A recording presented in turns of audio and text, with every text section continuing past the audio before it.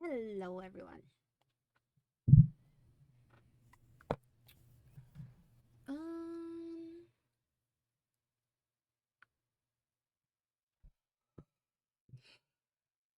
so we could do the siblings or responsibility, but responsible. But either way, those are getting done today.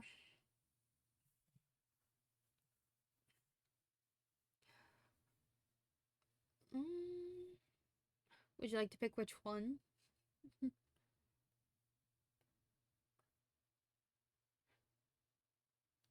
Responsible. The pool of Derek's condo complex was a perfect setting for a late morning outing. It was early enough that the day hadn't yet reached its hottest. The air still held the crispness of the morning. Despite its pleasantness, only you and Derek were there. Of course, given the location of the ocean, maybe everyone else who felt like waterside fun was at the beach. You usually were. The warm roughness of tiles felt odd on your bare feet as you walked further into the pool area. There was no sand to squish between your toes or sharp shells to avoid. You surveyed the area while Derek finished putting his stuff away on a chair. The chlorine was sharp in your senses, and the entire space was so orderly. Lounge chairs set up in neat rows, umbrellas spaced out uniformly. The depth of the pool was marked out in clear text along the sides. Every single element was intentionally and expertly crafted to be convenient for its human visitors. It was extremely different from the wild mistress of the sea. You liked the placid pools more, you liked the sandy beach rolling with waves more. You liked both the pool and the beach about the same. You weren't a fan of either this pool or the beach. Mm, the beach. This pool was too tame. It was like some kind of big bathtub, and the chemical smell was off putting. Beaches had so much more than just water. Where were the hidden treasures, the wide open space, and the vast horizon? Pools made sense when the ocean was a million miles away, but you didn't really have a use for it with the beach basically being in your backyard. This had been Derek's plan. He let you know about it ahead of time, so you could be dressed for the occasion. You wore a one piece, two piece, you wore swim trunks, you wore a wetsuit.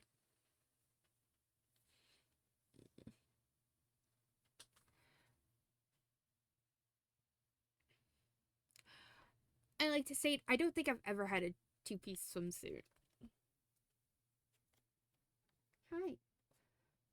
Are you trying to get my attention because you just ate the last of your food out of your bowl and you want more?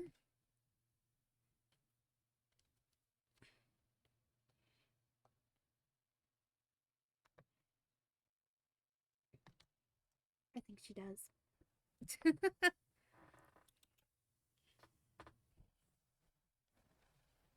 Come here. Come here.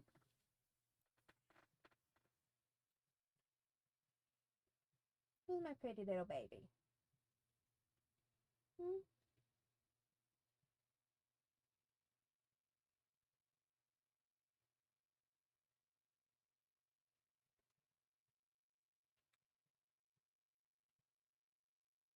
Yeah, just a baby.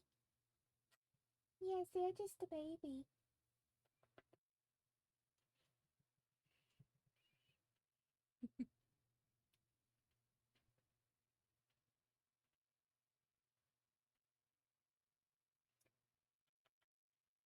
I'm just a baby. Yeah.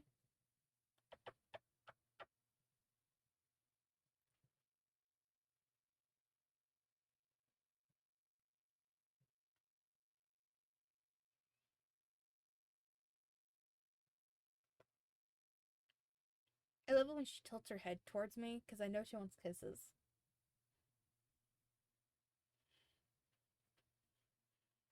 It's like the most cutest thing ever. Mm, yeah.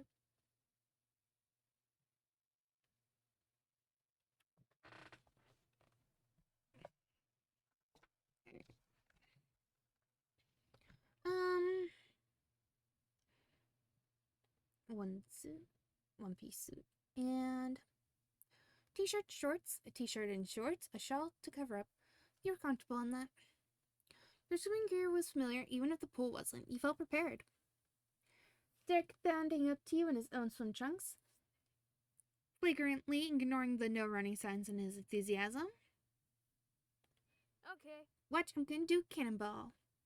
As soon as he knew he had your attention, he took off to the deep end of the pool, built up speed, and then leapt into the water. There we go. His curled up body creating a huge splash on impact. You laughed, you applauded, you smiled, you gasped. You dashed away from the flying water, and you cheered. Cheered. Go Derek! Until he couldn't hear you from the bottom of the pool, you celebrated the show. Staying under for a while longer, he touched the pool's bottom before he kicked himself back upward. When Derek's head popped out of the water, he swam to the edge of the pool and propped himself up with a grin. He watched you expectantly. You jumped in the pool, you walked over to the steps of the pool to get in, you sat on the edge and dipped your feet in. You popped yourself on the nearest lounge chair. Jumped in the pool. Like Derek, you gave yourself a bit of a running start. You reached in, took a deep breath, and leaped as far as you could. Frigid water burst around you, feet first, but soon covering you entirely. You sunk lower into the depths and began to kick. You breached the surface and sucked in the fresh air. You noticed two things. One, that the water wasn't actually freezing when you got used to it. And two, that Derek was clapping for you. Nice. You got some serious airtime. I give it a 10 out of 10. As you enjoyed the moment, your thoughts fell back on how you got in here. Last night, Derek had called with a different sort of request. Remember that his voice had been a mix of nerves and hope. He had a favor to ask, very unexpected for him. Derek's mom needed him to watch his little brothers in the afternoon. It wasn't anything out of the ordinary, but that was part of his problem. Lately, he had feared that his sports skills weren't as sharp as he wanted them to be. He hadn't been able to practice soccer or football without the distraction of keeping an eye on his brothers. His ideas to fix this had been to ask you for help watching the kids. If he agreed to go to the park with him and his brother, then you could manage his brothers while he had a chance to focus on practice. That's how he explained it. You said yes, and your moms have been more than happy to let you spend the day playing support for Derek. They said it'd be a good opportunity to take on some more responsibility. To sweeten the deal, Derek suggested that you come by early so that you could both hit the pool. Nicholas will be sleeping in, and Hori could spend some one-on-one time with Miss Suarez. So far, the plan had worked out. Ma dropped you off about 15 minutes ago, and both of Derek's brothers were fully occupied. Miss Suarez and Hori were back in the condo putting together an 800-piece puzzle on the kitchen counter, while Nicholas snoozed on the couch. He had time to get back before the moment came to be in charge of small children. A sloshing sound put you back to the present. Derek had climbed out of the pool. I'm going to jump again. Want to join? Yeah, let's go. No, I'm going to sunbathe. I'd rather just watch. Nope, I want to swim some laps. Yeah, let's go. You copied Derek's exit from the pool. It took arm strength and caution not to scrape yourself on the texture of the concrete. Once on solid ground, you veered away from the edge to give yourself enough space for a good jump. Poised together, you and Derek made eye contact. You leaned forward, bouncing the balls of the feet. Worries. I've already done one. It's your turn. You did belly flop. You black flipped into the pool. You offered your hand to Derek so you could jump at the same time. You simply jumped in. You showed him your cannonball. You walked off the edge into the water. You cartwheeled into the pool. This seems very dangerous.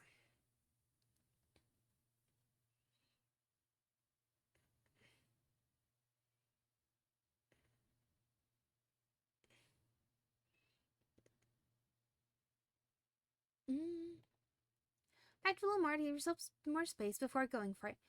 You kicked your feet up, running to the edge, and leapt. Curled into a ball, falling quickly. The air rushed past you, and then you were sinking towards the bottom of the pool. Whoa. You stretched out and reached up to the surface, parting your arms to paddle over to dry ground. Derek was laughing boisterously. It was his turn next. By the curve in his grin, the lift of his chin, he looked to be in a mood to impress. His eyebrows drew together in a deep furrow, as he considered his launch. Derek took a few bounding steps to the edge, jumped, and tucked his body in.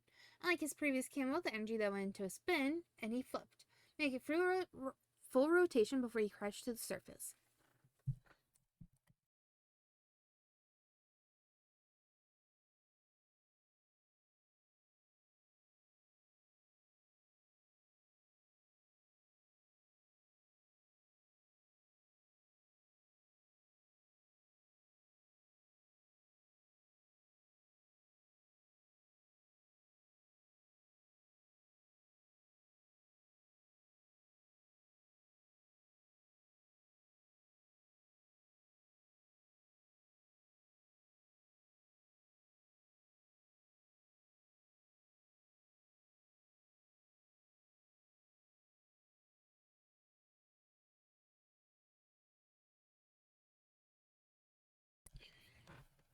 Water droplets from the splash dazzled you as they exploded out from the impact.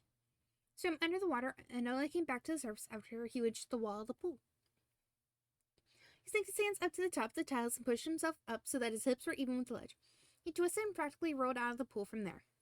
You're up. Okay.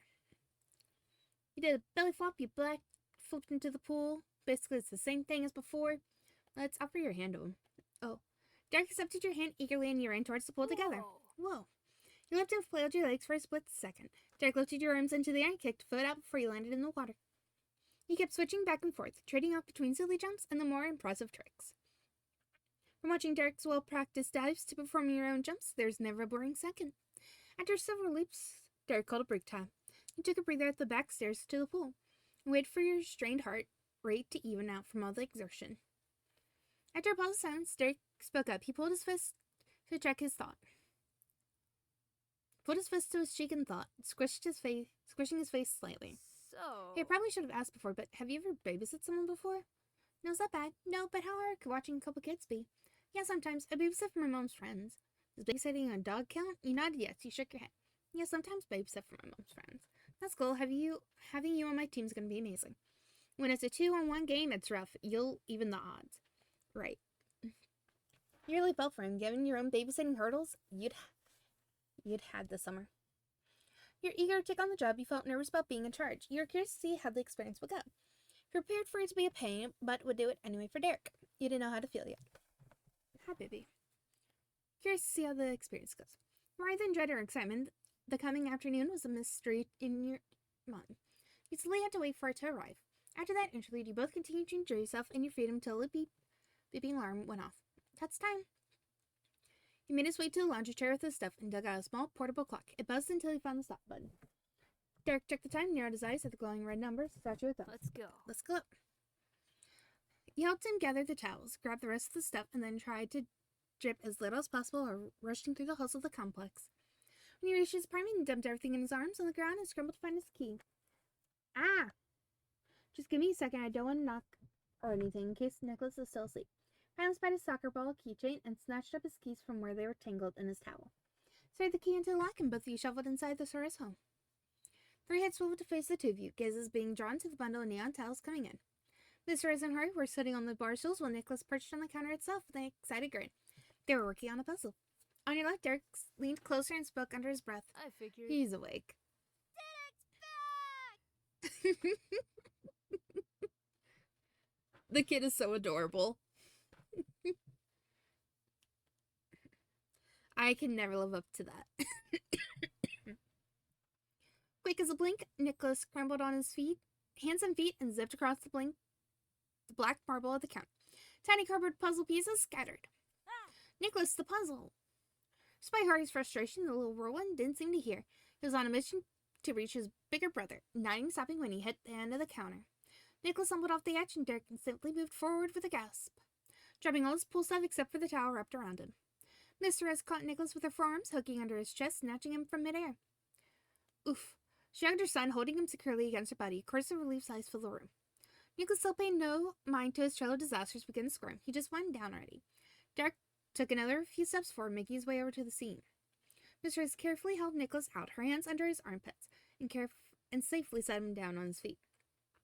Nicholas immediately wrapped his arms around Derek's leg. Derek chuckled while tugging up his towel so Nicholas couldn't pull it off. Hold on, Nico, you're gonna get wet. Nicholas giggled mischievously and snuggled closer. Derek snuck a quick peek over his shoulder back at you and shrugged. Just as warned, Nicholas now had a damp splotch on his shirt. Hi, everybody. You told Nicholas he'd worried you. Yes, Harry, if his puzzle was alright. Nicholas, I'm here too, you know. Wait beside Derek quietly. Yes, Harry, if his puzzle was alright. Counting little pieces, you see that there are large sections of puzzles put together in several scattered parts that have been broken back up into many individual pieces. Some had even been knocked to the floor, and you picked up a few to hand Harry. How's the puzzle? Harry stared at the pieces pinched between your fingers distantly before accepting them. Sighed over the mess. Yeah, it's alright. Harry nodded, cheeks, appreciating that you had asked. He still seemed unhappy, but no major harm done. Well. Miss Sarah's tone was warm with a certain amount of humor to it. She rubbed her hands together and stood up. Derek and Peter are in charge now. Make sure you listen to them. Harry sourly picked at the puzzle pieces, but gave a grumbling noise to signify he had heard. I'm going to head off to my appointment. She went to gather some things, officially putting you and Derek in charge. But there wasn't 1 second to settle into your new position. We're going swimming? Nicholas looked up and stared with huge shining eyes. Derek reflectively stiffened. How would he escape the puppy dog look?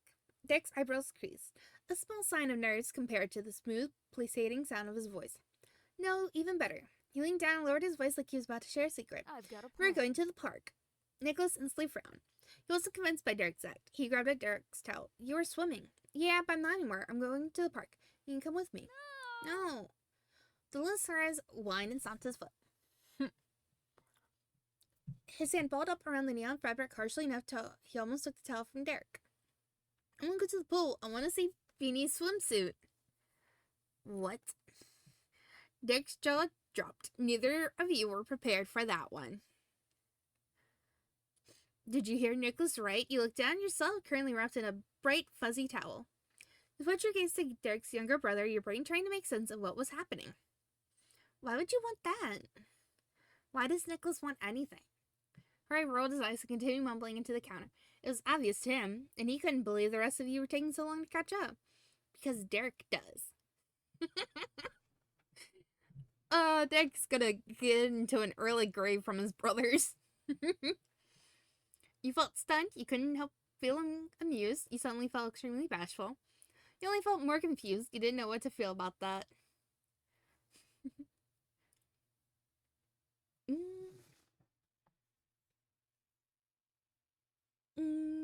Bashful. Derek narrowed his eyes and whispered harshly, Nicholas, Jorge, you're going to put me into an early grave. Hey! He took a deep breath as he stared at the ceiling. It took him a moment to face you. His voice was firm for someone at his level of embarrassment. I must have said something about hoping you remember to bring your swimsuit. It's exciting for us to be able to swim, so I did want you to have one. Nicholas does not actually want to see you in a swimsuit. He doesn't even know why he'd want that. He's just saying stuff. You scratched the back of your neck as he focused on anything other than Derek or his family. The apartment had some nice plants, pleasant but not plastic, and certainly not awkward plants. He took another look at Nicholas. He had crossed his arms high on his chest and squished his neck down far enough to rest his chin on his wrist. I want to go swimming. His pout intensified when he said it again. He was a very angry little baby. Derek tilted back on his heels, once again driven to look at the ceiling by the strain of this kid. You glanced up there yourself without thinking about it. It's a calm white color with a few light fixtures. When you squinted, you noticed something small and green. It appeared to be one of those sticky hands for kids. Was this another present from the youngest Suarez? He tuned back into Derek. He appeared to have made a decision. All right, I promise that you can go swimming too, but only after the park. We'll go to the pool as soon as we come back. With the promise officially made, Nick slid up. He's snatched one in Derek's hand. Let's go. We gotta get to the park so I can swim. While Nicholas celebrated, Derek closed his eyes, and some of the worry creases on his face smoothed down. Derek, there's lunch packed in the fridge. Dad will be back before dinner. I gotcha. Gotcha, Mom. Gotcha, thanks, Mom. Have a good one. Have a good one. Miss Rez waved and collected the last of her things. Her purse off the side table. She ruffled Jorge's hair on the way out. You know, Derek, we're alone with the kids. We should really stop leaving puddles everywhere. Just at the drops of water pooling at his feet. Good idea. You and Derek took turns changing. You went first while you could faintly hear Derek impressing on his brothers to listen to you too. You must have convinced them to behave for now, as neither Harry nor Nicholas acted up when Derek took his turn drying off and clothing himself. Can you get our lunch from the fridge? I'm going to pack my gear. No problem. You walked casually to the kitchen. Harry hadn't moved from his parcel even once since you gotten back. Meanwhile, Nicholas followed Derek like a possessed shadow that was even more energetic than the original. He zipped around occasionally trying to place things in Derek's backpack for him. So far, Derek had said no to the rubber duck, but he agreed to bring an extra pair of socks that Nicholas had determined were absolutely necessary. Okay, got everything. Derek returned with a backpack in one hand, Nicholas' small hand in the other. We're going, Harry. Ready, Beanie? I'm pretty sure. Sure. He pushed away from the counter and finally hopped off his chair with the enthusiasm of a planked wood. We're going! Derek hid a smile at Nicholas' echo and ushered everyone outside. He locked the condo behind him and you began the trip to the nearby park. The park for Suarez boy was the big park for your family. Their condo complex was only a short distance to the public outdoor recreational area your mom sometimes drove you to. It was still a beautiful day outside and had only gotten a few degrees warmer from your morning swim. The field was bustling with other groups of people enjoying themselves. Derek led the way to a wide open part of the grass, but no one else was using. He stopped in the middle of the field and turned 180 degrees to face the little boys behind him. He shrugged his backpack off his shoulder and dropped it to the ground. He knelt down to root around inside. Jorge and Nicholas waited in place for their brother. Jack gathered a couple things in his arm before pushing off the ground with his knees to get up. He held a football in his left hand and a soccer ball in his right. All right, Nicholas, sorry, I gotta practice. But you can too. Which one do you want? Okay. Football. Real ball. You raised your eyebrow at their shouts. Derek leaned over to you and whispered with a laugh, he means a soccer ball. It's real because it's actual ball shape. Is that a problem? They want both.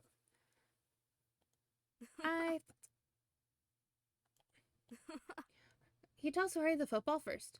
Jorge caught it from out of the air with one hand and began bouncing it up and down with in his fingers, feeling the weight of it. Derek popped the soccer ball gently over to Nicholas, who watched his brother intently.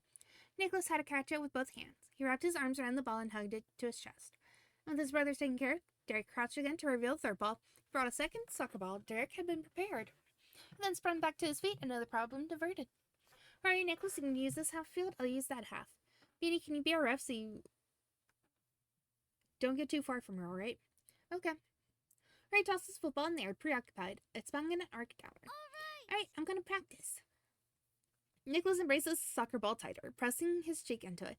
Wondered just how he'd practice with it when the equipment was about as big as his head. The child looked completely content with the world, but Derek's eyes narrowed. Once again, he shared some Nicholas info into your ear. Watch him, it's not over. He copies what I say, but it's not what he means. He stuck a peek at Nicholas. He appeared so innocent, clutching his ball and staring at the patch of clover in the grass. But you'd interacted with him enough to not question his potential for trouble. You'd make sure to keep an eye on the kid. I will. Thanks, Beanie. You're a lifesaver. Derek held a soccer ball in both hands and cheered. Bye, bros. Bye. Bye, bro. Derek put it on a smile and as he picked up his bag and tucked his soccer ball under an arm. He jogged to his side of the field. He didn't have time to lose. He stood with the younger Suarez boy, effectively turned loose. Ray stared at you with uncertainty while Nicholas' mischievous smirk could only make you guess what he was thinking. You weren't going to make Mr. and Miss Suarez regret letting you come. You especially weren't going to disappoint Derek. You were going to watch those boys. Time to be in charge. I'm going to play over there. Went vaguely to the opposite side of the field from Derek and trotted off to entertain himself. He let him go without argument. Jorge wasn't the problem child. When you saw him settle in, throwing around his football and chasing it, you smiled. You would only need to manage Nicholas. You aimed your grin towards him, but instead of being in the clover patch, he was missing. Stopped to head back and forth until you spotted him and fumbling dash across the grass, trying to keep his soccer ball from slipping out of his arms. When Derek said watch him, he had really meant it. Well, you just had to push up your sleeves. He wasn't the first troublemaker you had ever dealt with, and he wasn't going to be the last.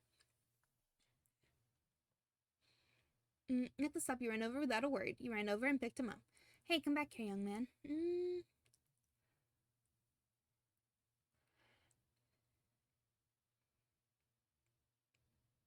Let's go. You were thankful for your longer legs since the kid was quick. Close the gap between you two of you and stood in front of him. You didn't look up until you bumped right into your legs. Nicholas snickered. He tried to dash around you, so you had to shift to the left to block his progress. He then went right, and you speedily sidestepped. Soon you were both going back and forth as though you were actually playing a game of soccer, and Nicholas was trying to get past you to score. Soccer ball tumbled from his arms. Then you kicked the ball right back to him and suggested playing. Hey, Nicholas, you're hanging out with me just like Derek does. And you were just totally overwhelmed. Hey, Nicholas, you're hanging out with me just like Derek does. Nicholas paused, finally interested. He raised one bushy eyebrow. You'd said the magic word, like Derek. Spends a lot of time coming to see me, remember? Now it's your turn to be the person I have fun with. Pretty cool. Nicholas' cheeky grin fell, but his eyes began to sparkle. He bumped one of his fists in the air. Yeah, I'm hanging out with Beanie. With him cheering, you sighed in relief. You made a mental note. If you needed Nicholas' attention, just mention Derek. Let's go back to the clover patch. There's a nice place for hanging out. You led him closer to Jorge. Even if the middle Suarez could manage himself, shouldn't be entirely on his own. The only times you gazed straight from the Suarez was when you blinked or sent the occasional glance Jorge's way. Jorge continued to enjoy his time at the park without any need for assistance, so you spent most of your energy on the mischief maker. And after smoothing out the initial bump of the afternoon, things evened out. At least things were fine till the trial known as lunch arrived. So the very appearance of Derek, his presence sent Nicholas into hyperdrive. He bounced on the tips of his toes and waved his hands frantically. Derek's back! Tackled his older brother and lashed around Derek's left leg. Jorge, like half the entire park, noticed the shout. He ducked over to see if any important updates were happening without him. Derek winked. Hey, Rose. Hi, Beanie. I hope you're doing alright. As he spoke, he let his bag drop to the ground. He crouched over and scrunched up the packed lunches. Not good. Oh yeah, it's just great. I don't know how you do this all the time. You nodded. I'm having fun. He shrugged. I'm having fun. That's awesome. You being back to him despite being a handful. You're enjoying Nicholas. Kept you on your toes. Are you having fun, Nicholas? Yeah. Me too. What about you? Jorge? Yeah. Derek set aside the 3 paper bags in the grass. One from Nicholas, another next Jorge, and the third went to you. Derek kept the 4th lunch inside his backpack. He only pulled a water bottle out from it and closed the bag up. Okay, Nicholas, you gotta eat now with Beanie and Jorge. Nicholas clenched Derek's cheek more desperately as he whined. You're not gonna eat with me? Derek scratched the back of his head and gave a long glance back to where he'd been practicing. To my Beanie, I was hoping to have more time to practice. He put his lip, hope clear on his face. He had confidence that he could handle lunch alone. You should really eat lunch too. I'll handle it. Okay. Sure, go off with your practice. You A-okay. You should really eat lunch too. It'll be fine, I promise. Nicholas' whimpering never stopped. Being high-pitched background noise, Derek ruffled his head. Hey, check this out. He picked up Nicholas' soccer ball and placed it on top of his own head. Nicholas' jaw dropped theatrically as Derek fully stood up while keeping it balanced. Wow! Nicholas cheered and jumped up and down, still holding on to Derek's leg. Derek bent his knees and then propped up fast enough to launch the ball in the air. He caught it on his head again. Ha! Nicholas let go of his brother to clap. Derek grinned at Nicholas, but his gaze flicked to you for a second. Hi, Crow. Why are you doing well at me? Hmm?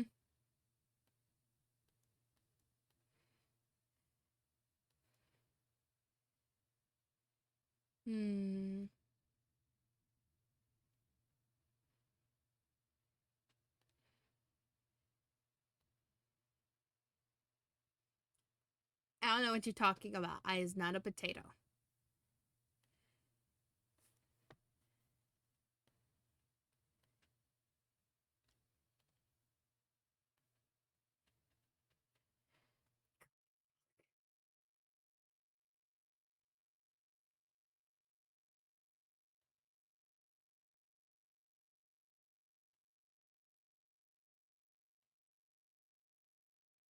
I was not a potato.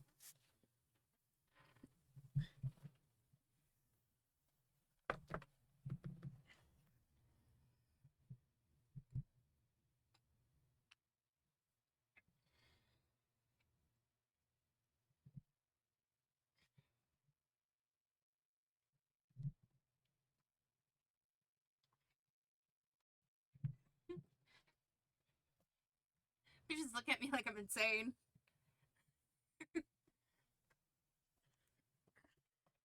How's your day going, Crow?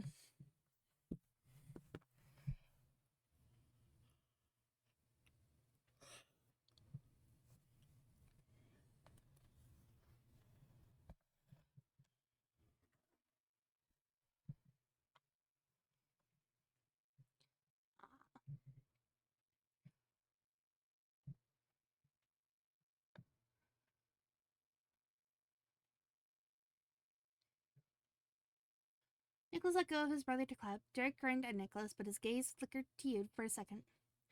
The show over, Derek inclined his head and let the soccer ball drop into his hands. He held it out to Nicholas. Make sure to eat a good lunch, okay? Then you can go back to practicing. Okay. Nicholas spoke into the soccer ball he had cuddled to his face. He'd been starstruck enough that he couldn't disagree with anything his biggest brother said.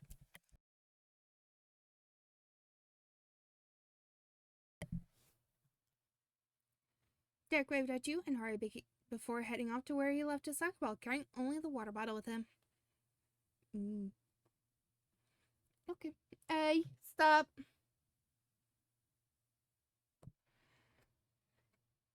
Harry promptly took a seat in the grass by the lunch bags. Nicholas put the soccer ball on his head and immediately rolled off. He just tried again.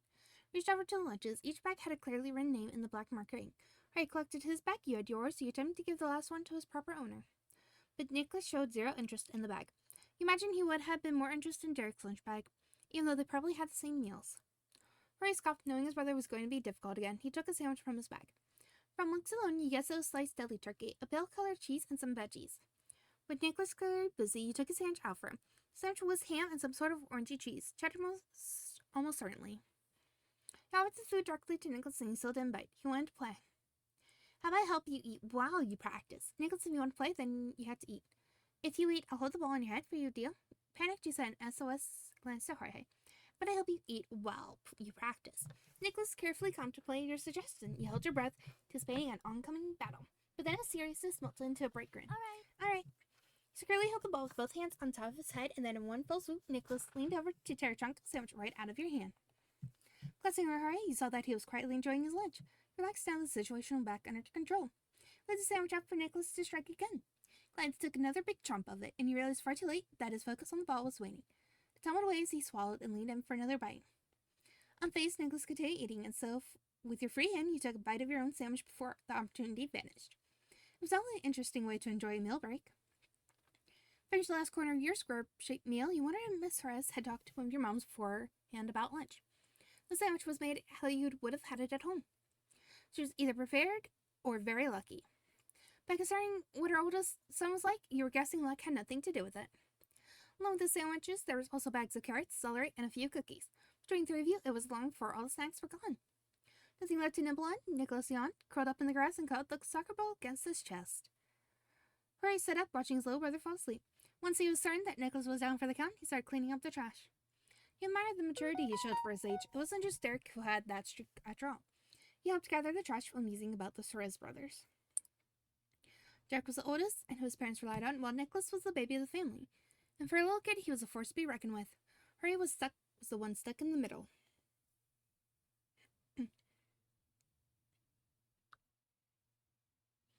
Seriously, thank you for your help. Thanks for being such a good kid to babysit. Hey, I saw your football throws earlier. They were really good. I like getting the chance to spend time together. Give an encouraging smile. Hey, I saw your football throws earlier. They looked really good. Harry spun around on his heel. He seemed stunned, like he wasn't sure if he matched your compliment or not. In a couple of years, he could really get on a junior football team. He nodded, and a blush grew on his face until it reached the ears. Okay. Harry went back to what he was doing before. Harry was embarrassed, but he also noticed there was a bounce on his step that wasn't there before. The park suddenly felt empty with Nicholas asleep. He took up a lot of space despite his tiny size. Struggling to yourself, you found a comfortable spot on the grass and skinned the area for Derek.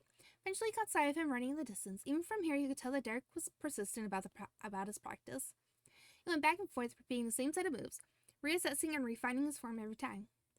Though it was long before he paused to wipe his brow with his black wristband, Derek happened to glance your way at the moment and realized that he had an audience of one.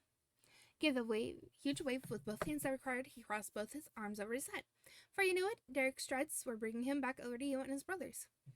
Phew, that's it. I'm going to be done with practice. I'm back. Welcome back. Thanks for running Ray and Nicholas. I didn't mean for it to be so long. Hey, finally got to be the big sibling. I think I feel like an old, tired parent now.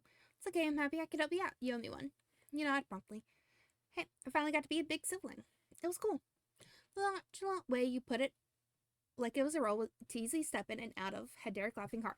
As he collected himself, he rubbed the back of his neck. I'm glad I could lend you that for a while. Next, he shifted his attention over to his brothers. Harry gave a little wave. He'd been waiting patiently for his big brother to wrap up this conversation with you. We're going back. Harry simply got up, not needing any more guidance, while Derek kneeled in the grass to nudge Nicholas out of his dreamland.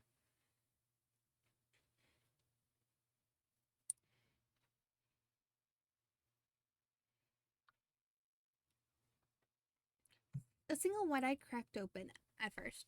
Then they both popped wide open when you realized who was with them. Derek! Nicholas sprang off the ground and wrapped his arms around his big brother like a vice grip and nuzzled into his chest. Derek gave Nicholas' head a single pat. Let's go. Practice was good today. Let's go home. Let's go home. Nicholas' harsh voice, echoing his brother's, put a warm smile on your face. Stretching your arms high overhead, he surveyed the area to make sure there was nothing being left behind. You were all clear, and it felt good to have another solo round of babysitting successfully under your belt. With your leadership, no one got lost, injured, swallowed something they shouldn't have, or even declared that they hated you for eternity. So in your book, you say that it went fairly well.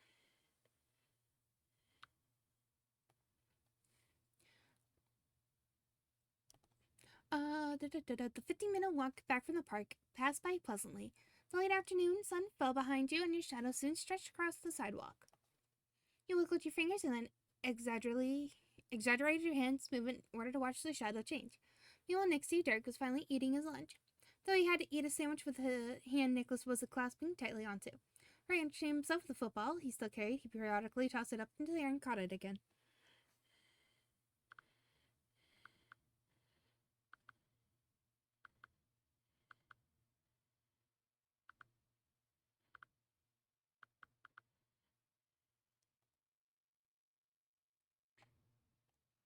He could easily imagine how often the three of them had made this trip before, with only the three of them, but she didn't feel out of place strolling alongside the group. It felt natural. But when he found your gaze settling on Derek again, he knew without doubt that the way he felt was because of him. He was so good at making you feel welcome.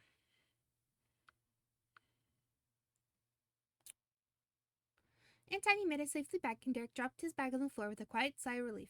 And he hoped he had to take things easy for a second, immediately evaporated. We're going to the pool. Okay, he said it for me. I don't need to say it.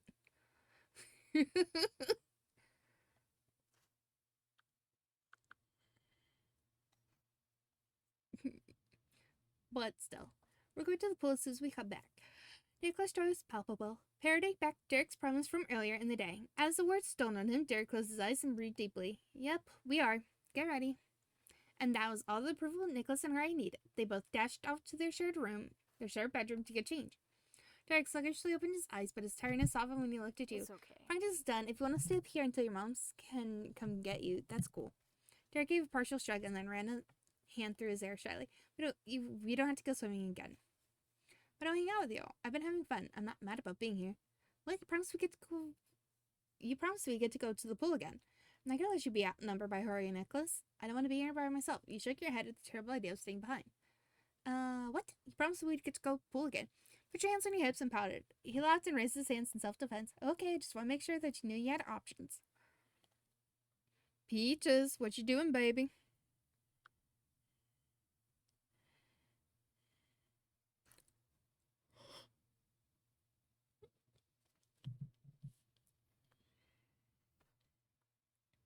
It wasn't much longer before the younger kids came running out to rejoin Mia and Derek.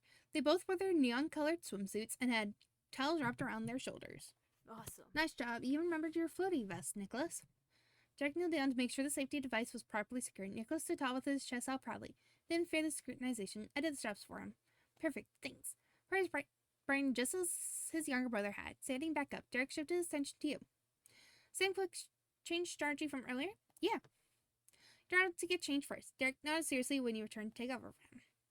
Reed moved a couple minutes later and diligently went over to the counter to write something down. Get ready to inch closer. Just gotta leave a note so Dad knows where we are. Then we can go. Okay, sounds good. Everything was squared away as Derek was always sure to do, and the four of you marched right back out of the apartment for another excursion. By the time the distinct smell of chlorine tickled your nose, the sun had fallen low in the sky. You circled around some nearby lounge chairs and deemed them capable of keeping your things safe. Inspecting the gleaming water, you noticed that Hori and Nicholas hadn't moved towards the pool yet. Both little boys were watching Derek like hawks. You picked up enough this afternoon to know it was because Hori didn't want to do anything without permission. Nicholas didn't want to do anything Derek wasn't doing. I'm on it. Here I go. And Derek himself knew it too. He didn't keep them waiting. Derek offered his brothers an encouraging wave and strode over to the pool. You followed him into the water. You aimed to beat him in. You remained nice and dry on solid land. You followed him into the water. Wait for me. Derek paused at the pool's edge and glanced over his shoulder. He beamed at you. All right, on 3. 1, 2, 3. You simultaneously leaped into the pool, making a huge splash. After a few seconds, you made your way to the surface to take a breath. Derek, meanwhile, stayed under. That's not for you to eat. The Sorasons followed. Hori jumped in without any hesitation, but Nicholas sped right to the edge, only to come to an abrupt halt. His toes curled around the edge of the pool, and his lips were pressed into a tight frown. Nicholas tipped his head and stared down at the water, clutching his hands together. He was scared to jump. Nicholas would rather the pool come the rest of the way to him, but it wasn't being a good sport. Derek and Hori popped up out of the water while matching wide grins and droplets clinging to the tips of their hair. Neither were surprised that they were missing their baby brother. All right. Woo! That was awesome. Nicholas' cry for help came out in a tiny, impatient squeak.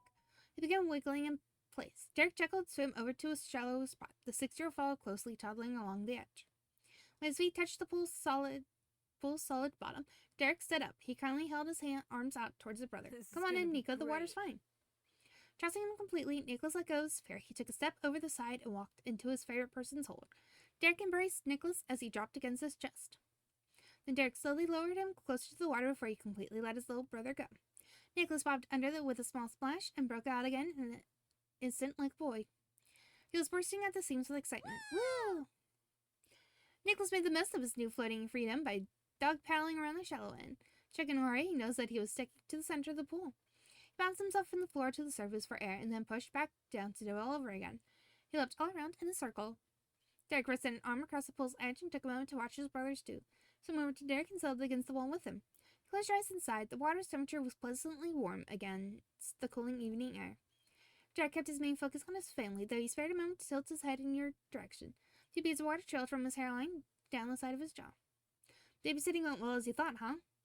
Yeah, I think it went pretty well. Honestly, My brothers are fun, some of the times. He chuckled at his own joke and ran a damp hand down his face to try and getting at least some of the water off. The final rays of the sun light cast a warm glow on his skin. The pool sparkled as he finally turned his attention directly towards you. He felt toasty all of a sudden, like someone had pulled the sun back up to the center of the sky.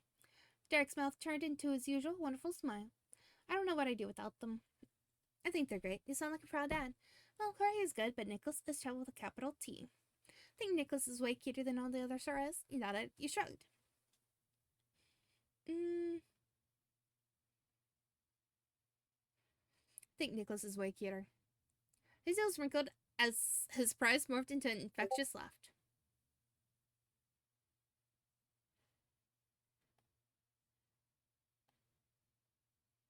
I forgot to make sure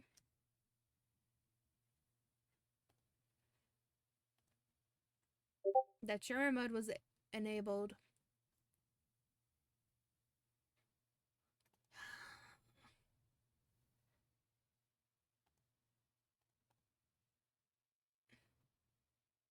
It seems annoying at this point that it's not enabling when it should.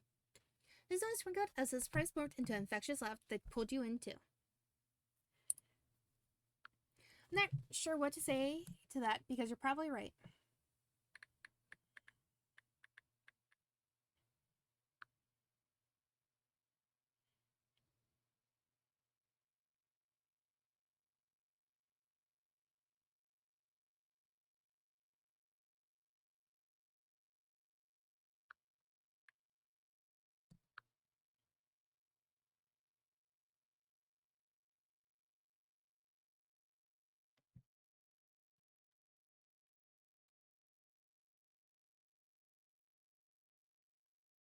I'm really not sure what to say to that because you're probably right. Jorge and Nicholas remained engrossed with their own watery adventures while you and Derek kept track of them. You're in mid-conversation when the sound of footsteps echoed off the walls surrounding the pool.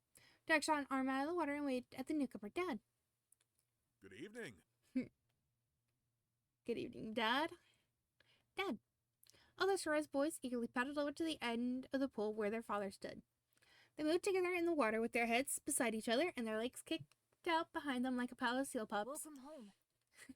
Thank you. Thank you, Jorge. Mr. Sora's voice was sweet as he observed his children's happy faces, eventually spied you as well, and he tucked his fingers into the edge of his vest with vigor. Oh, this is a pool party today. You know, parties should have the proper food. Let's order pizza for dinner tonight. Yeah. Laughing with excitement, Nicholas started smacking the palms of his hands against the water surface, making several bursting splashes. Ray flicked the droplets from the tips of his fingers at Nicholas in retaliation. Chuckling over the scene, Mr. Soares brought a hand up and held onto his chin, scratching his beard with his thumb.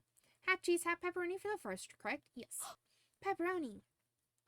Nicholas threw both his arms in the air as he cheered. Mr. Soares nodded, pleased his little ones still had predictable taste. Wonderful. Okay, and meat and veggie supreme for Irene and I on the second. He settled on Derek and you for the final decision. Suggestions for what the final half should be. Beanie, you pick. Floated over close to Derek and he thought about it.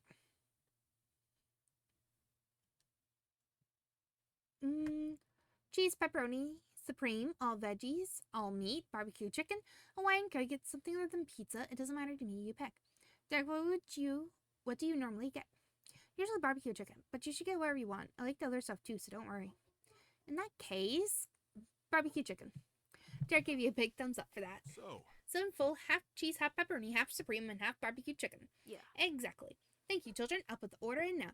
I'll come back to let you know when it's ready. But until then, continue to play. Thanks, Dad. Bye. Thank you. Thanks, Dad. Bye, Mr. Suarez.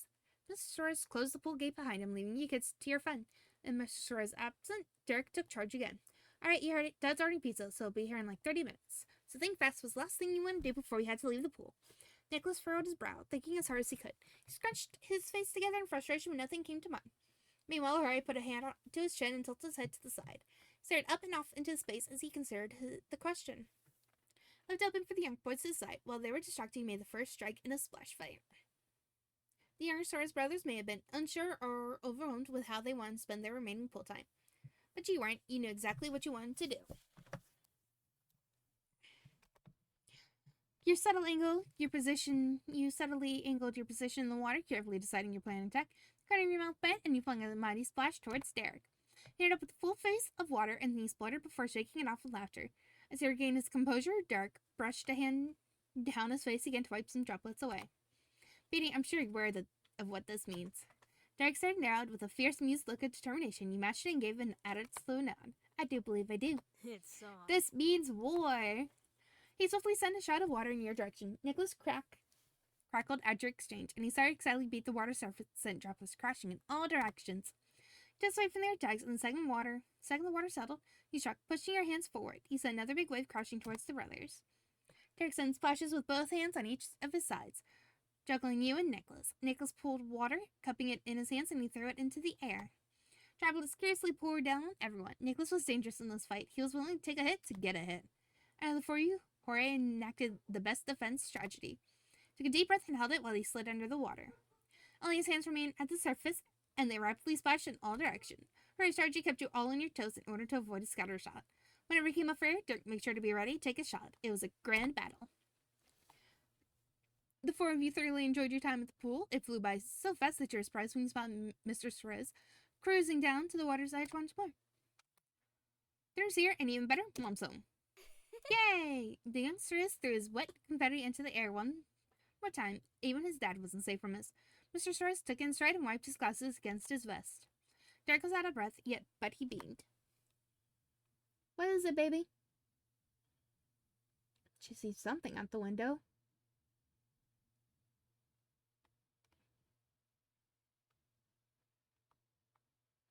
Okay, now you're looking at me like, you're a menace.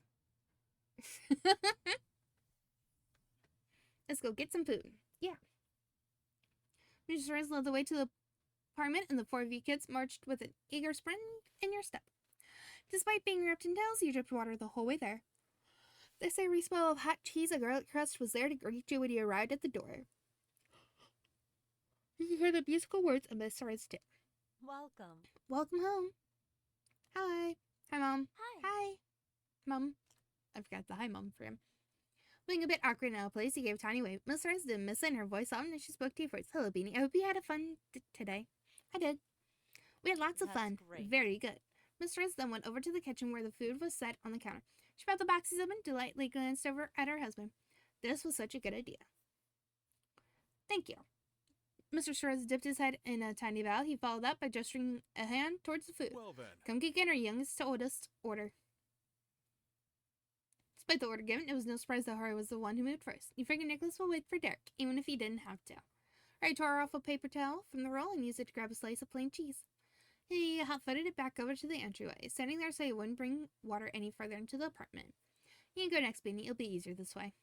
The food smelled even better up close. Grab a slice of cheese, pepperoni, slices of supreme, you grab a slice of barbecue chicken. You hurried back to the entryway with your dinner. Derek went next, tiptoeing over with Nicholas at his heels. He grabbed a slice of pepperoni and passed it to Nicholas. Derek then grabbed a slice of barbecue chicken for himself, but instead of going to the entry, he went to an open space on the floor.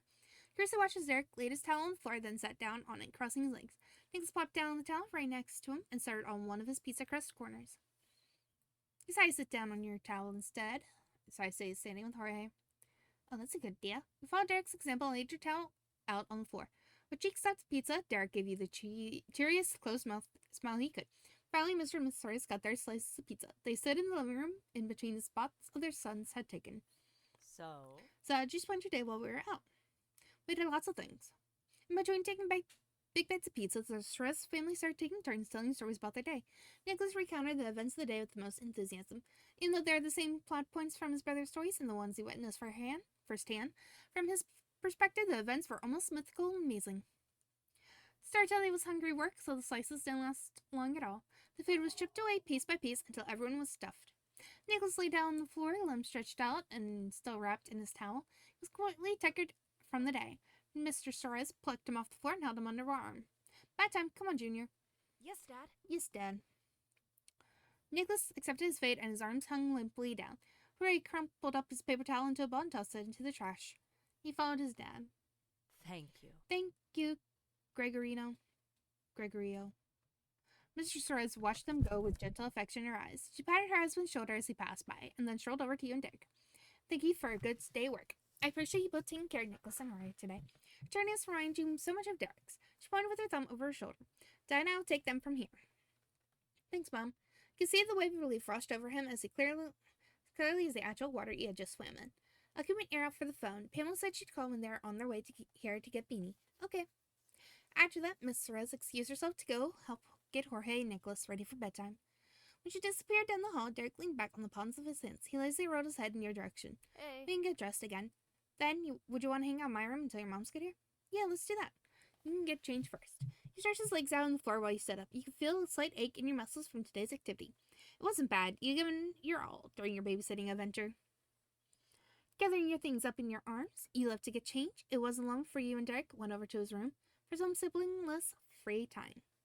Derek opened his bedroom door, just free to lead the way. He went in while he followed close behind, shutting the door once more.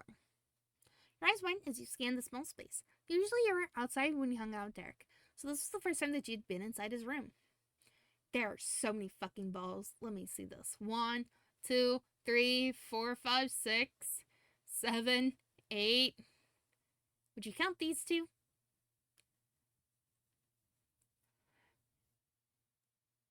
Oh, should we also count the pillow that has all the freaking footballs on it?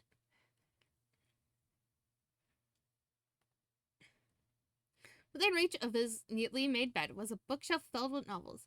Various scattered soccer balls and footballs stuck around the books and furniture. Things were arranged and organized with the same care Derek put into most things he did. If there was more time, you were sure there was tons more trinkets and treasures to spot here. Like a game of I Spy. It wasn't big, but Derek made the most of a small piece of the world. Your room is cool. There are a lot of footballs and soccer balls in here. Are you sure you have enough soccer balls and footballs? You felt nervous being there. This is amazing. You quietly continued to look around. Are you sure you have enough soccer balls and footballs? You pivoted on your heels to face him. Derek laughed and you put your hands on your hips and raised a skeptical brow. You saw things went down the park today. I like to be prepared. Anyway. And I heard you would have at least 2 backups of stuff that's most important in your life. When you put it like that, then no, I don't think you have nearly enough. We gotta fill the room with them. You both went bent of the waist, giggling at that image. Composing himself, Derek rubbed at his eyes with the palm of his hand. Honestly, it's just an easy gift my relatives go for when they don't know what else I might want. At least I'll never run out of stuff to practice with. Sorry. But anyway, sorry I don't have any chairs in here. You can sit on my bed if you want. Thanks, I appreciate that. You stayed standing sat on the edge of his mattress. You lay down across his bed. Sat down. After the busy day yet, it was without a doubt nice to relax on something soft. Derek's expression brightened since you took him up on his offer. Derek crossed over to the foot of his bed and sat there on the edge of it. His jaw stretched open in a huge yawn that he quickly covered with his hand. Good job, team. You were finally done. There's no missing the proud satisfaction burning in his green eyes, but you could also consequently see the places where he was wilting. Sometimes he kind of worried about how he threw himself wholeheartedly into things all the time. It was nice spending the day babysitting. How often do you babysit? I'm glad that's over. I hope I was at least helpful today. Derek, don't ask me to watch those kids again, you teased. He nodded along with his words. It was nice spending the day babysitting. Expression softened fondly as he silently studied your face. Chewing at your bottom lip, you were unsure of what he was thinking. You had meant what you said. I'm really glad today worked out. My brothers were happy too. Derek stretched his arms high in the air and yawned again. His eyelids drooped as he turned towards you. Gradually, the carefree warmth faded from his demeanor. His face fell into a quiet frown when his hands had returned to his lap. You don't have to. You don't have to do it again, Beanie. Whether it's a good time or a bad time, it's just a lot of time, and you have your own things to deal with. Your brows bent at that.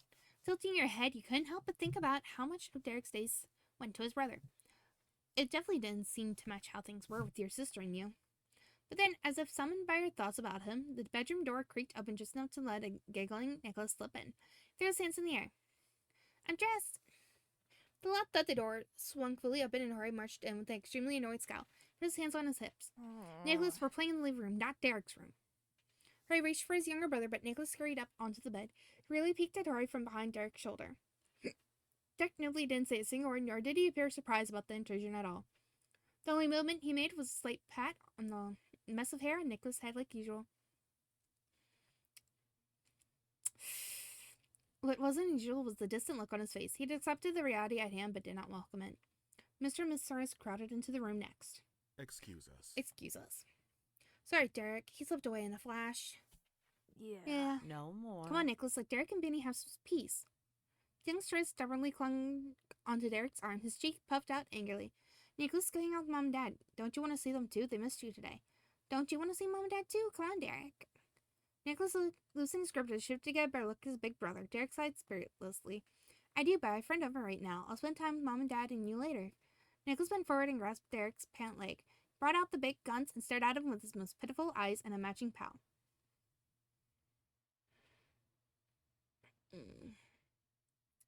You know, Derek does what he's supposed to do. You can be like that now, Nicholas.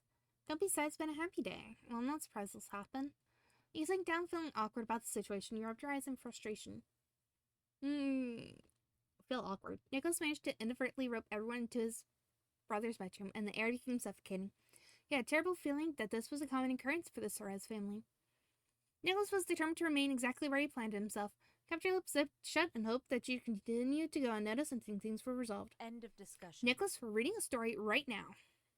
Nicholas angrily shook his head as she advanced across the room. She unapologetically peeled her smallest child off Derek. The young boy let out a high-pitched whine for the entire extraction. Ray frowned sympathetically over the confrontation while Derek winced at the noise. When the deed was done, the male son followed his mom out of the room. He could still hear Nicholas' piercing cry as he was carried away. Very sorry about the interruption. Continue as you were. None of us were over here. Gave the both of you an encouraging smile before carefully shutting the door again. It was finally silent. Derek kept an eye out until he honestly believed they wouldn't immediately be another sibling disaster. When he deemed it safe, he let out a quick sigh in an attempt to choke back a harsher groan. Derek fought back against the mattress with another huff and stretched his arms out at his side. His arms twitched and his fingers curled into the fist. There's never any privacy here. How am I still having to deal with things even after spending almost the whole day with them? You held your tongue, waiting patiently for him to get it all out. Derek muttered grievances under his breath with a harsh glare aimed at the ceiling for a good minute and screwed his mouth shut. I'm sorry, Derek. I think you've done a really good job with everything. It's definitely rough. I thought Elizabeth would be difficult to deal with. At least your brothers don't think they're the boss like Elizabeth. I didn't know what to say. At least they don't think they're the boss. Closing his eyes, Derek let out a snort and then a short laugh. He rubbed his face with the palms of his hands. You got me there. But I think Nicholas might be getting close to that sometimes. Oh man, can you imagine them as a team? The role might really have to start revolving around them. That image sent a shiver down your spine. Crossing your arms, you frowned. Good thing Elizabeth doesn't like to be friends with people younger than her. Would be doomed. Chuckling, Derek peeked at you through his fingers. His mood appeared leaps and bounds brighter than it was minutes ago. Evening his breath, Derek folded his arms across his chest and squeezed his eyelids shut. You could tell by the tension in his face that he was still bothered. He was thinking hard, searching for something. Man. I can make this work. His low mumble was followed by a pause that had you intrigued. He then jumped forward so he was sitting upright. The grin you were so used to seeing was back full force. Beanie, we'll go back to the pool. Nobody's going to be there this late, and my bros are not going to be able to leave the house. They're not to get in or even change clothes. I think it'd just be kind of a nice place to talk, and that sort of thing. Avoiding your gaze, he nervously rubbed the back of his head. You could tell that he was trying his hardest to be nonchalant. But he wasn't exactly succeeding. Good thinking. Okay. Give me one moment. I have to go and grab water. Because I finished my water.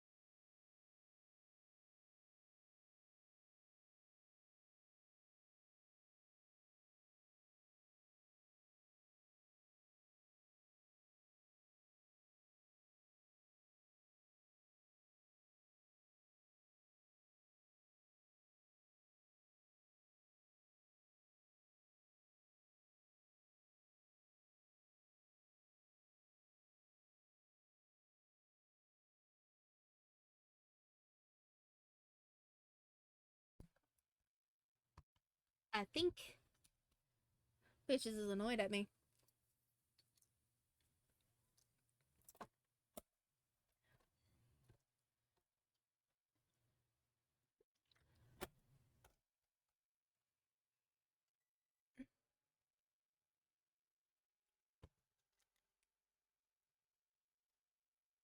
I gave you food. If you're aiming for actual food, you got 28 more minutes. Your wet food's not getting delivered to you until then. Trust me on that. Good thinking. Alright. Derek leapt up to his feet and turned, holding a hand out for you to take. Jacqueline gripped his hand tightly. Jacqueline got up on your own. Derek squeezed you back and helped pull you to your feet. Let's go.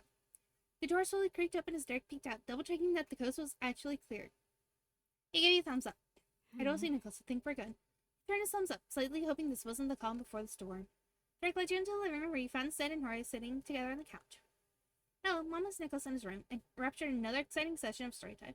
Good, Bean and I were going down to the pool area to hang out. Is that okay? Of course. Of course. He chuckled, knowing exactly what Derek was trying to accomplish. Rory was perfectly happy where he was with his dad, so he waved goodbye to the both of you.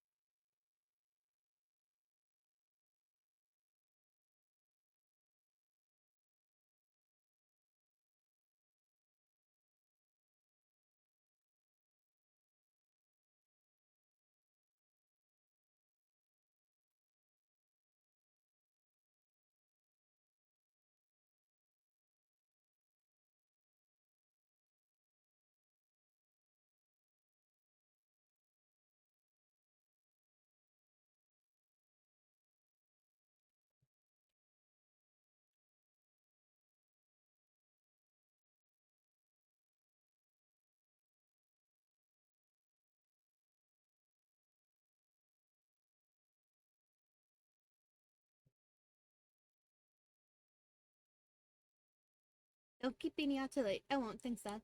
Derek whispered with complete confidence. He gave your appreciation in an equally hushed tone. Thank you, Mr. Suarez. The last thing either of you wanted was to alert the youngest Suarez that anything fun was happening without his knowledge, so you both silently slipped out of the apartment. Once you were free from the condo's wall, Derek's silence was palpable. Picked up the pace and raced to the pool's edge. Pool gate.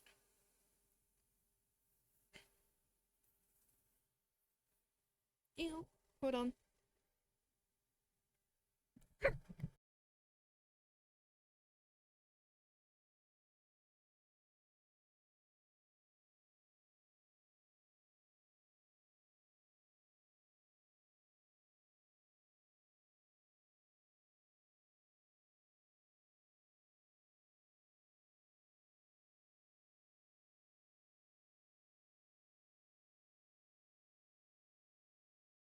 I found the gloves! I've been trying to find gloves for the last couple of days to dye my hair, and I just found them. So I'll be dyeing my hair after the stream.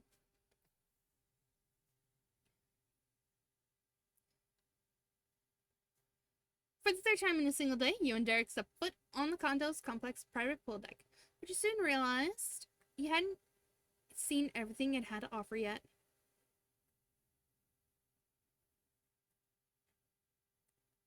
Under the cover of night, the pool was completely aglow with lights set into the bottom. Bright blue struck you as inviting breaths of steam drifting off the top of the water, whispering how warm it was. The closed-in space was clear of any other people, and it had been like that for a while, considering the stillness of the pool. Not a single ripple disrupted its aquamarine surface. Here you'd have peace and privacy. Derek was drawn to the water like a moth to a flame. He wordlessly rolled up his jeans and tugged off his sneakers and socks, then dumped his feet right into the pool up to the middle of his calf. He stretched and wiggled his bare toes in the comfortable embrace of the heated pool on a summer night. You joined Derek at the edge, and you dipped your feet in as well. You sunk a hand into the water. You sat by the side of the pool. You removed your own shoes and let your feet soak in the pool. It was as pleasant as its sparkling appearance promised. The water had none of the slight chill that the air did. It was the perfect amount of heat. Derek wrapped both his hands around the smooth towel edge and tilted back, one of his legs kicked up as his back drifted down like his upper and lower body were each one side of a seesaw. Grinned playfully at you. But So, what were we talking about? I don't remember. Well, you were saying you couldn't manage to put any words together on the spot. oh, I don't remember. oh. Oh well, it's not your fault. He suddenly brought his torso back up until he was hunched over the water. He stared down at it. All his light hardness had disappeared in an instant. That kind of makes the whole interruption thing even more sucky, though. There wasn't any heart in it, but Derek managed to chuckle. Sorry for making my problems your problems. He dug his fingers into the side of his hair, scratching at it in frustration. It doesn't matter. I don't even know what my problem is. They come in the room for 5 seconds and I'm so dramatic. Derek, that's not dramatic, and it wasn't the only thing that happened today. Nicholas is dramatic. You're mild. You joke? You deal with a lot of problems. It annoyed me, and I don't even live here. He leaned closer so you're listening. Leaned in closer. Your gaze focused firmly on Derek. Derek shifted his body partly away from your attention, but didn't ignore it. Derek crossed his arms tight and pushed them against the top of his legs. The water rippled around him as his legs moved against the pool wall. Pressed his heels into it. Pressure had been only on the inside was coming out. That's just the thing is, Nicholas and Rory need me all the time. My parents need me because they need me. I don't want to let them down. I really don't, but it's hard. Every day it's like I'm gonna mess up and disappoint someone. He bit his tongue and released his limbs from the locked position they'd been stuck in. He couldn't scrub the furrow away from his brows. Forget it. Forget it. Everyone has stuff to worry about. It's not just me. Mom has to take care of them way more than I do, and Dad works a job pretty much the entire day. I admire you. You don't have to brush yourself off. Your family's lucky to have you. So what if they do things too? You still deserve to be happy. It's not fair for you to think that. He placed a supportive hand on his shoulder.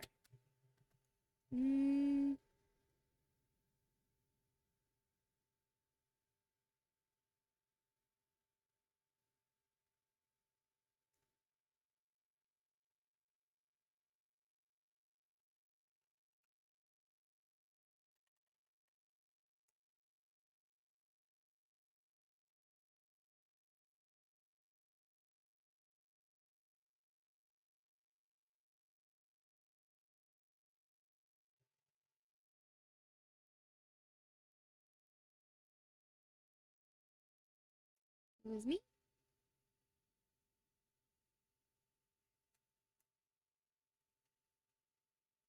Well, I do something.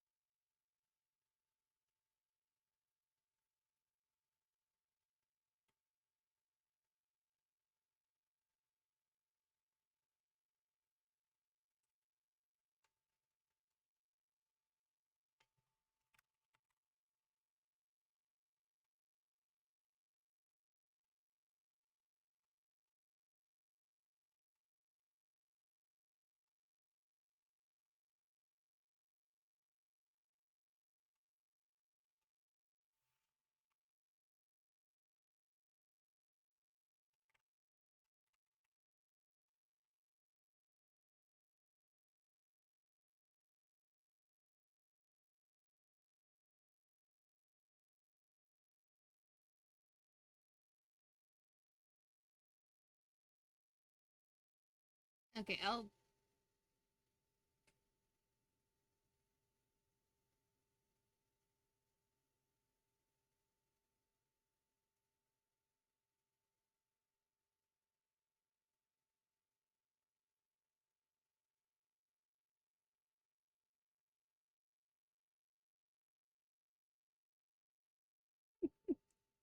Sorry, I'm just watching my group chat I'm in.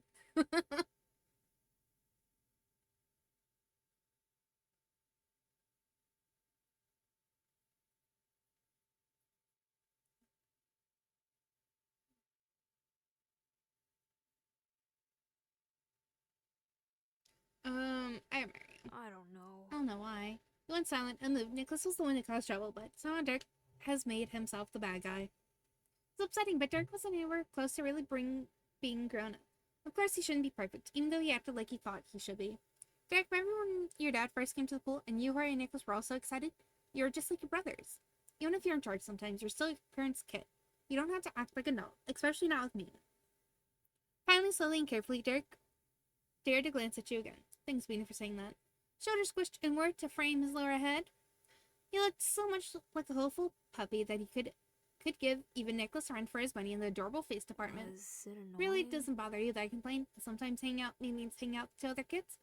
For all the confidence Derek displayed when pushing him to the shelf, he was pretty insecure about himself and what she thought of him. Not all. Complain away. As long as you don't mind dealing with Elizabeth when you visit me. That's right. Derek, I love hanging out with you no matter what. I'll babysit as many times as needed. Whoops. You know, seriously. As long as you don't mind dealing with Elizabeth when you visit me. Also, thank you for the boop voice. I don't think I said that. Derek showed his full face to you. It was all lit up by the light shining through the water. The smile on his face was just as glittering. Well, I don't ever want to be a pain, but it's really cool. I have a friend who doesn't mind listening to me and being there. He didn't say that lately. He only wanted to let himself be there for you and everyone else, being somebody Derek could count on as special. His cheeks flushed, just admitting it, but with the way your heart fluttered, you were sure your face was a match. When his eyebrows furrowed mischievously, and just like that, he catapulted right off the tile edge into the pool. You gasped as if you were the one who suddenly got plunged underwater. Derek burst through the surface with a loud gasping laugh. The water is great. How wonderful. You're way too impulsive sometimes. Are you okay? You broke out into laughter. You shook your head, Derek's spontaneous swing. Are you gonna get in trouble? You broke out into laughter. This is gonna Everything's be gonna be great. good, Beanie. I'm not an adult. That was true. You pushed yourself right off the side of the pool after him. You carefully lowered yourself over the edge, splashed Derek from the ground. Watch him enjoy the water, so you can dry yourself. You pushed yourself right off the side of the pool after him. Instant, you were hit with the explosion of bubbles and sank down into the water. Waited until you felt the pool floor, then kicked off and popped your head out of the water. Woo! Derek pumped both his fists in the air. His black wristbands drooped further down his arms, heavy from being soaked. The two of you paddled through the water together. The added weight of your clothes had you both winded pretty quickly. That only amused Derek more. Legends sloshing together brought the once stagnant pool to life.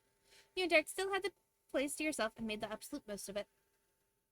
Eventually, Derek crawled up the stairs out of the pool. His baggy clothes poured out many waterfalls with every step he took on land. Derek looked especially tiny with his drenched jersey draped over his frame. He waited there, top steps free to catch up, being the dripping gentleman he was. Near the rail, with each step of the stairs, you felt the weight of your soaked clothes pressing down on you more. You got a thumbs up from Derek when you made it out. Then he carefully tipped his head to the side and tapped his hands against his ears to get the water out. Well, Alright, time to face the music. Having to go home dampened Derek's mood for more than the water on his body. He could do anything here in the wide open pool with you as his only companion. Going back to his family came with countless expectations and responsibilities. But it still had to be done. Yeah. He gave a small nod, readying yourself for whatever might happen when you arrived at Sora's condo.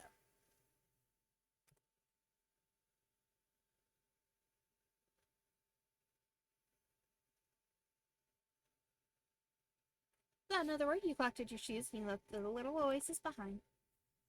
The two of you walked side by side. You held each other's hands. His slippery fingers gripped you as tightly as they could.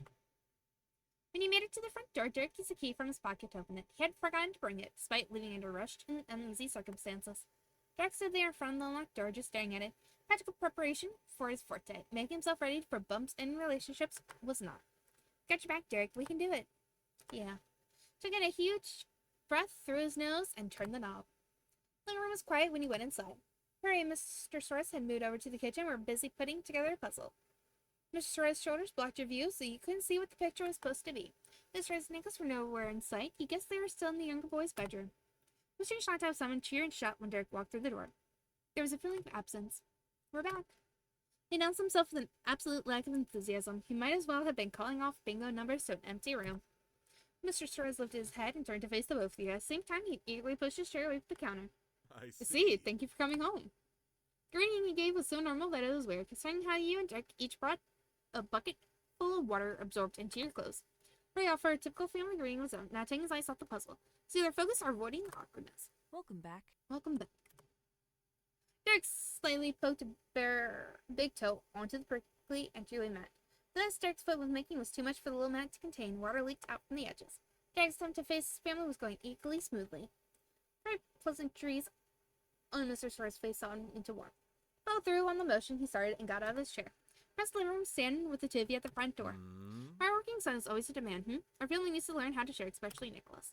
The last part was said with a little chuckle. Derek didn't smile the compliment, but he did start to blush. Excuse me. Excuse us. A new voice came from the hall. Miss Sora stood there with her hands on her hips. Peeking out from behind the skirt of her dress was a distinct spikiness of brown hair. Now that you're here, someone has something he wants to say to his big brother. Her words got Corey to actually turn away from the puzzle and watch the scene. But Nicholas remained hidden. Her encouragement wasn't enough. As always, he was waiting for Derek. You didn't need to tell Derek that, though. He knew it far better than you. He shifted his weight on his feet and gave Nicholas an invitation. Okay. Then, what did you want to say? Nicholas started out from behind his mom with enough speed to flutter her dress. The sound of feet thundered over the floor until it came to a stop right in front of his favorite person. He had to lean his head all the way back to look into Derek's eyes. Derek looked down to meet the gaze. Nicholas resisted the urge to hug him and instead clutched at the collar of his own shirt. I'm sorry. That's your room. From how much Nicholas struggled to explain his apology, it was obvious he wasn't at a point where he understood why being together all the times was a complete fantastic idea. All that had gone through was that he upset his brother, and that had in turn upset him. Nicholas bit his lip and moved his hand to pull out the bottom of his shirt instead of the top. The best he come up with next was simply repeating himself. Sorry. Derek's lip quirked just a bit as he patiently listened to his little brother. Should say sorry to her too. Beanie helped you a lot today too. Nicholas instantly twisted his head towards you and echoed the word. He was very serious. Sorry, Beanie. Thank you, Nicholas. No worries. I appreciate it. I appreciate that you apologized. He smiled at him. He had to look away out of shyness. I appreciate that you apologized. Nicholas hopped up on the pads of his feet as nervous but hopeful energy came over him. Your action was the first positive sign he got. The small stress glanced between you and Derek and Shirley. He let his shirt go and balled his hands into fists. I'm sorry, Derek. I'm sorry, Beanie. Nicholas put everything into everything he had into willing whatever problem he'd caused to be fixed, and into people not feeling bad anymore. The emotional display of regret made someone in the room speak. I'm sorry. I'm sorry, too. Derek snorted a laugh at the unexpectedness of the introduction. What did you even do? I don't know. The middle child looked down at the puzzle in front of him again, but he was staring through the pieces as if they weren't there. You murmured just barely loud enough to hear from where you were standing. You and Beanie had to watch me today, too. Thank you for the hydrate. Derek's head completely crumbled, and his usual familiar dynamic came back in full force. So Peach is eating, and she was turning to stare at me, and I had to put my hand on her back and,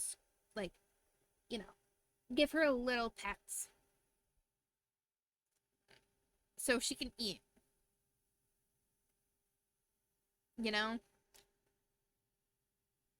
Because she is spoiled. She also has her tail, touching me.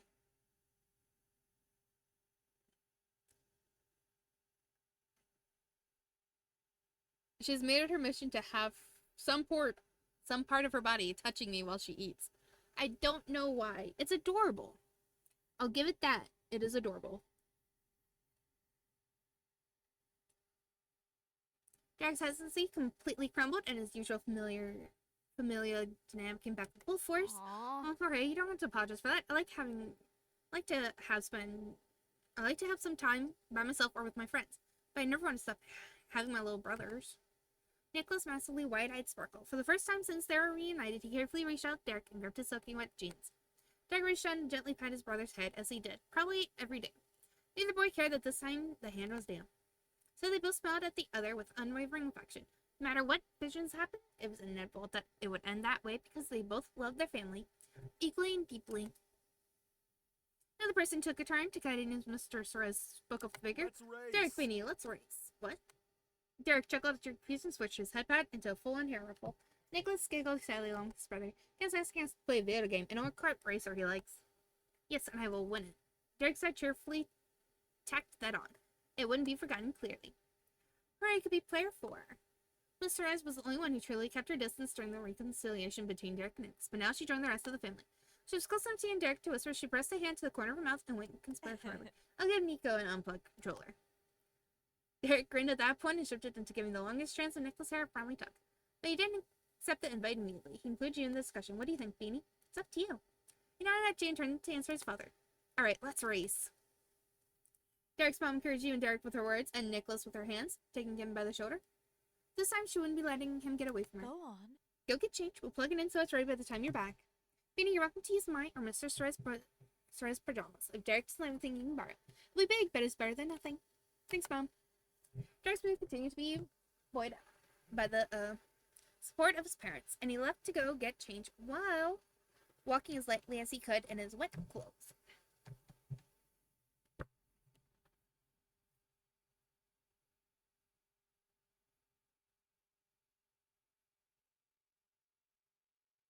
He followed the watery footprints he left behind to dry out too. He did a quick change while you waited with a towel wrapped around you to minimize your clothes dripping. He came out of his room wearing black sweats with a matching top. Now that he wasn't spilling water wherever he went, he offered to get you something to wear. Jack brought off what kinds of pajamas his family had on hand. He his face for the fact that he was much shorter than you and had nothing you could fit in. He reassured him that it wasn't his fault. You're the one who chose to get wet when you didn't have an extra pair of your own clothes. Ultimately, he brought a sleeping gown from Miss Sorez. He bought a button-down PJ shirt and pants for Mr. Sorez. Sleeping gown sounds fine. It was looking and smelled like flowers. The flowering just reminded you of your own mountains, and that brought you comfort, even though it wasn't exactly your size. What mattered most was that you were finally warm and dry. Your skin still had lingering goosebumps from your dip in the pool. Derek gave you a friendly thumbs up. He was nothing but polite about your outfit situation, filled up the pile of wet clothes and carried them off to the laundry. He spoke over his shoulder as he walked as fast as he could with dripping wet clothes in his hands. I'll get yourself back to you next time I visit, okay? Okay. As promised, Sorez, Dark Purple GameCube was fully connected, with 4 controllers plugged in by the time you and Derek strolled into the living room wearing your new digs. Let yourself fill the room, all was all right in the world. I could never do that justice like he can. Yep, Nico, I'm here. Let me see something. We're already an hour in to this. Miss Sorez was on the carpet with Nicholas in her lap. She'd already passed him a controller, and he was having a blast pressing the clicky buttons, despite the fact they did nothing except make a little noise. Alright, Mr. Sorez took seats on the couch where he tucked himself closely against his father, so the two were only taking up one side. The other half of the couch was reserved for you and Derek. Derek dove in the spot next to her. He got settled in nicely against the plush back of the couch. Pulled his legs up across the cushion. He got in the final place and relaxed against the armrest.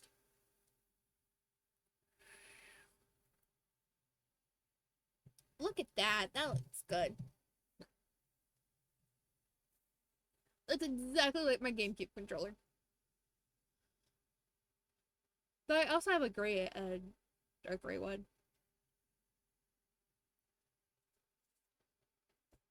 Hurry, passed one controller to Derek, which Derek gave to you, and then he handed over a second, which Derek kept. Mr. Schwartz filled you on the decision he and his second son had made.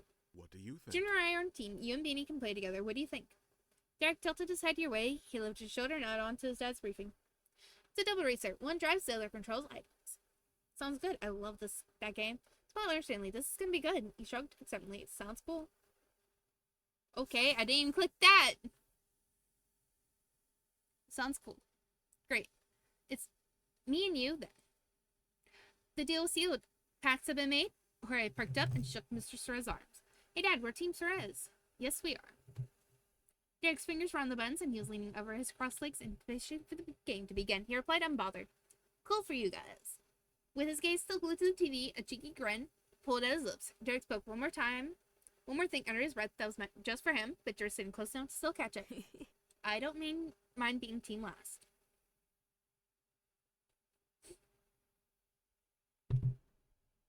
He giggled sweetly.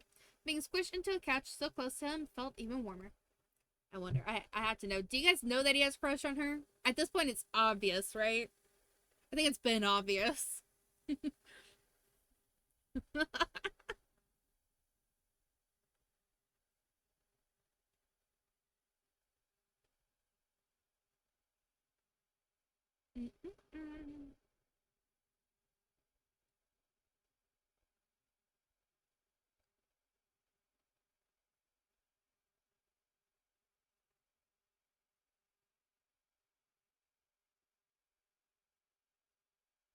All 4 players making up the 2 teams chose their characters, cards, positions, and the track set. To start, Derek and Mr. Strauss were driving. You and Jorge had item launching duty. 3, 2, 1. The carts launched across the starting lines with both drivers getting on an extra boost. Team Last and Team Suarez were off down the colorful jungle road. There would be 3 laps before the race was over. Lap 1 was a frantic race for the top spot. The cars were neck and neck to each other over every hill and around each curve, neither getting ahead or falling behind. Attacks were constantly exchanged and buttons were pressed at rapid speeds. That included Nicholas as he watched the race and tried to use his controller the way everyone else was. Wonder which player of the game he thought he was impacting. By lap 2, last team had taken a strong lead. Almost nothing from the Suarez camp could reach your cart. Once he passed the line to start lap 3, Derek was cocky enough to bring out the small smack talk. Thought you were gonna win, Dad. Mr. Suarez's expression was completely content. More than that, it was serene. And it was with that calm face, Derek's father carefully reached across Derek, then in a blink of an eye locked his large hand around the comparatively tiny controller Derek held. Hey! The cart you and Derek shared went out of control, craning off the dirt path into a pit. You had to wait for the game to fish you out and place you on the road. Team Suarez rolled right past. See, I'm winning now. Derek's dad was boldly unapologetic. He grinned like a child who just found out you can get a hole-in-one at putt-putt golf if you just drop the ball in the hole. You're cheating now. Derek sputtered with laughter made of equal parts amusement and disbelief. He yanked his arms towards his chest to fight for freedom, but Mr. Suarez's grip was unmovable. We're running interference, huh? From a distance, Mr. Suarez mused over the situation that had begun to unfold. Husband stole a look at where she'd been sitting. She was gone, leaving only Nicholas on the floor. Mr. Suarez lifted one thick eyebrow and pressed other low. He could only puzzle over what it might mean until it all became clear by the world going dark for only him. Derek's mom had crawled over behind the couch, propped up from behind and slipped her fingers around Mr. Suarez's glasses. He was caught completely off guard. His father startled from the shock of surprise attack that wasn't committed by himself. Yeah, Mom. Derek hadn't gotten his controller back. Mr. Suarez was stubborn in his hold, but his dad was just as incapacitated as a driver. Yeah, Mom. An echo of Derek's cheer came from behind. All the excitement in the air had started a fire in Nicholas. He wasn't just playing with an off controller anymore. He crawled on all fours at rapid pace until he reached the couch and lobbed himself right at his dad's stomach. It was powerful enough that Mr. Suarez sprung forward. Mr. Suarez's hands were yanked off him. Oof. But Derek's controller was finally free. Mr. Suarez had to let go of both controllers to catch his squirming child. Nicholas would not be contained. He climbed all over his dad's shoulder and wrapped his arm around Mr. Suarez's face. In sweet justice, the Team Suarez cart flew off the bridge into the abyss below. Yeah, Nicholas. Hurry placed his own controller in his lap with a shake of his head and a smirk. Team Suarez wasn't winning this race. Derek rolled his shoulder and poked a tongue out of the corner of his mouth in concentration. He was back in business. Team Last course corrected and raced towards the finish line in the final lap. Young Suarez hugged all 4 of his limbs around his dad, even tighter from the thrill of seeing Derek speed his car around the track. Yeah! Items were needed now, but you were just as invested in watching your car make the last stretch. Hi, I see you. Would you like your food now? Consisting you're really up in my face now.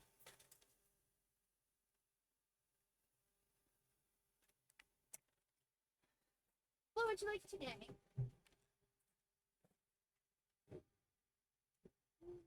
Let's see. We have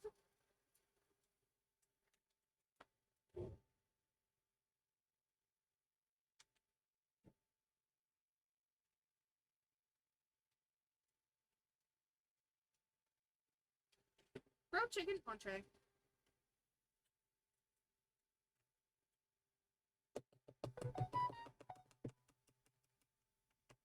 I don't know why she's sniffing my hand when her food's in her bowl.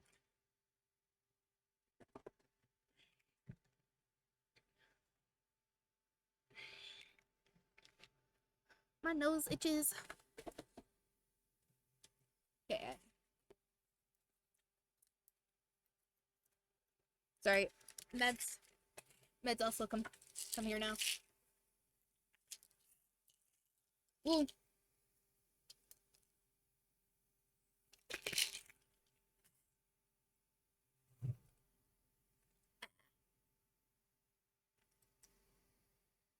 Oh.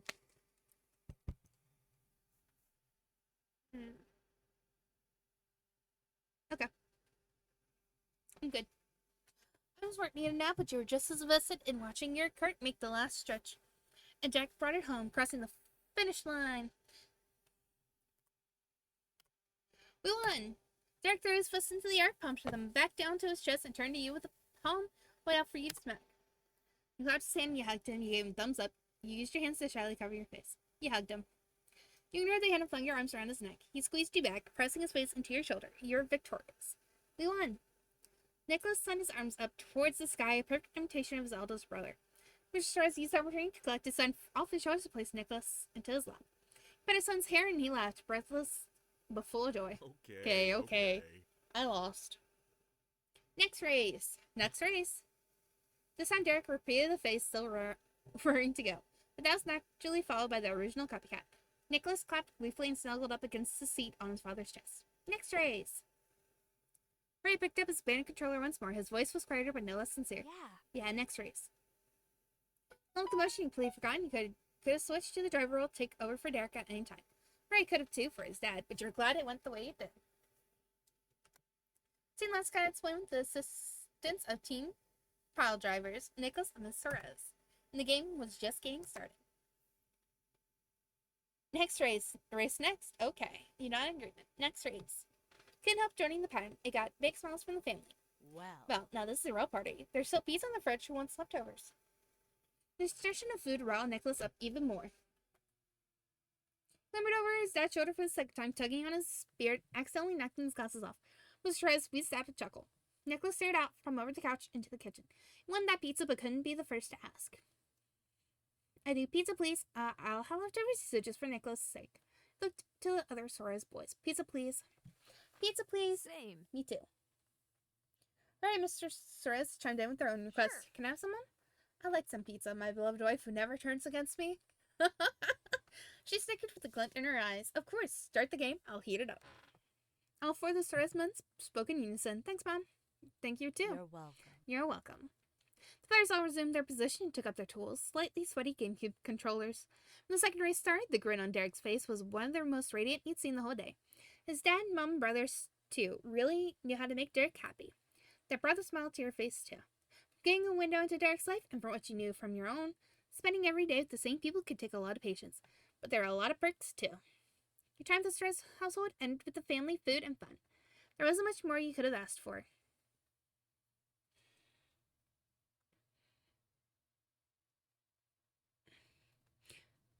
And now, we do the last of the Derek DLCs, which is Siblings.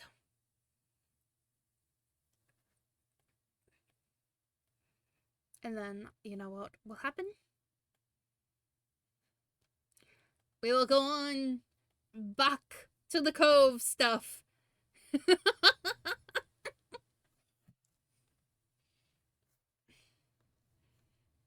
Not just Ski Boy. Yeah. We have 4 more of these to do. So I do want to get these in order of how we want to do them. At least so I have an idea for the next time.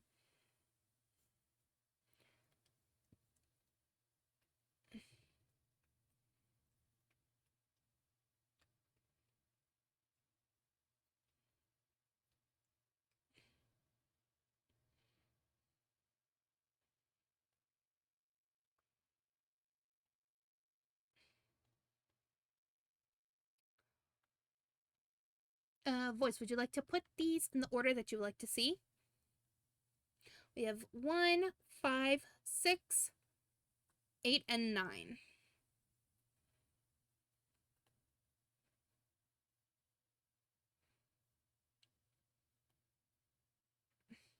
mean, I could do them in order, but where's the fun in that?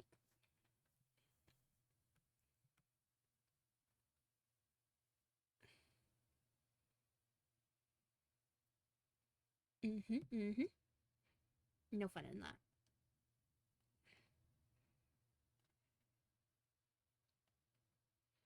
Do the non-DLC ones first. So, Wave and Road Trip.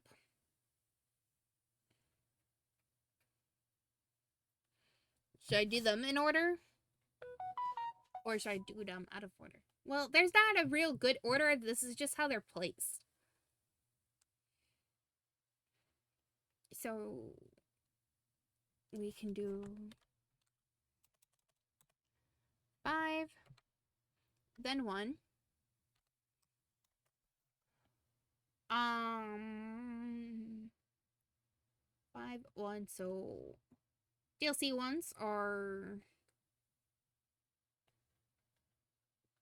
I should really actually look at them right now. Mall, Summer Work, Escapade.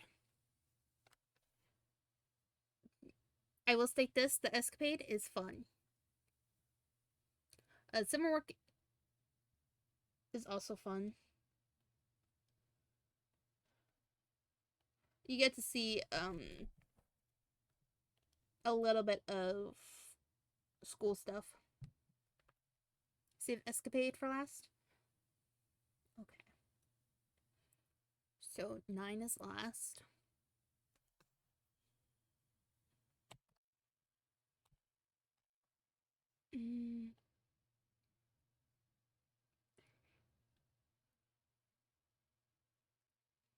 Then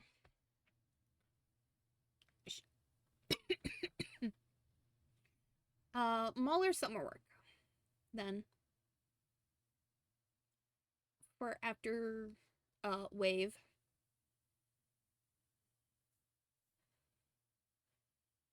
Mall. So that is 6. Then that means that 8.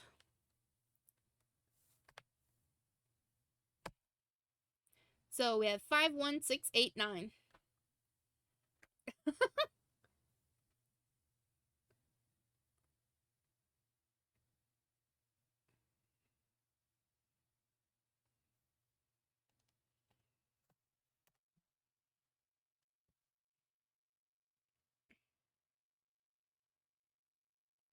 Yep. Let me see.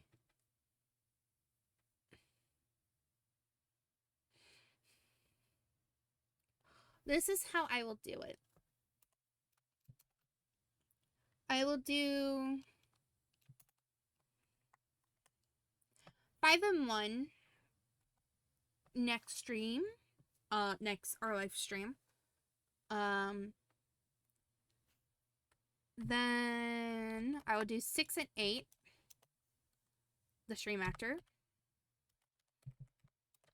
And then we'll do 9 and we'll end the summer and we'll start it up like that for the next one. So we'll do the intro for our teenage years. Not our teenage years, I think we're adults. We're like 18, 19 after this. So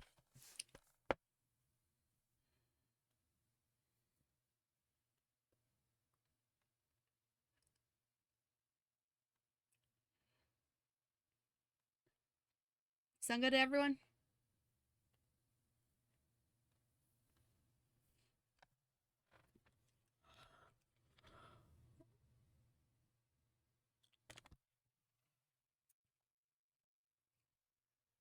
Use your charms high as you stepped into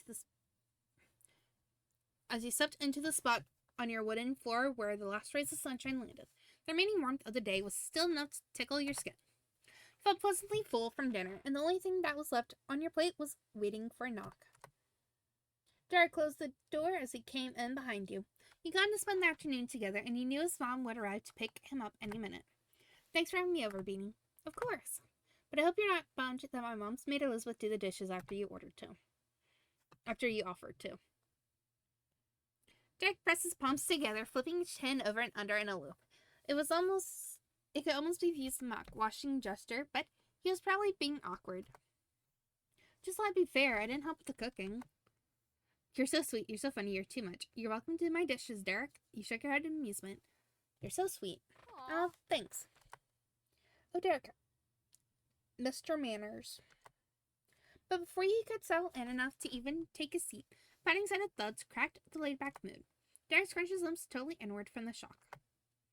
Been keeping an ear out for that exact sound, but it was completely unnecessary. Tourists halfway across town would miss that blare. The rack was followed by the door Derek had so carefully closed moments ago, roughly swung open.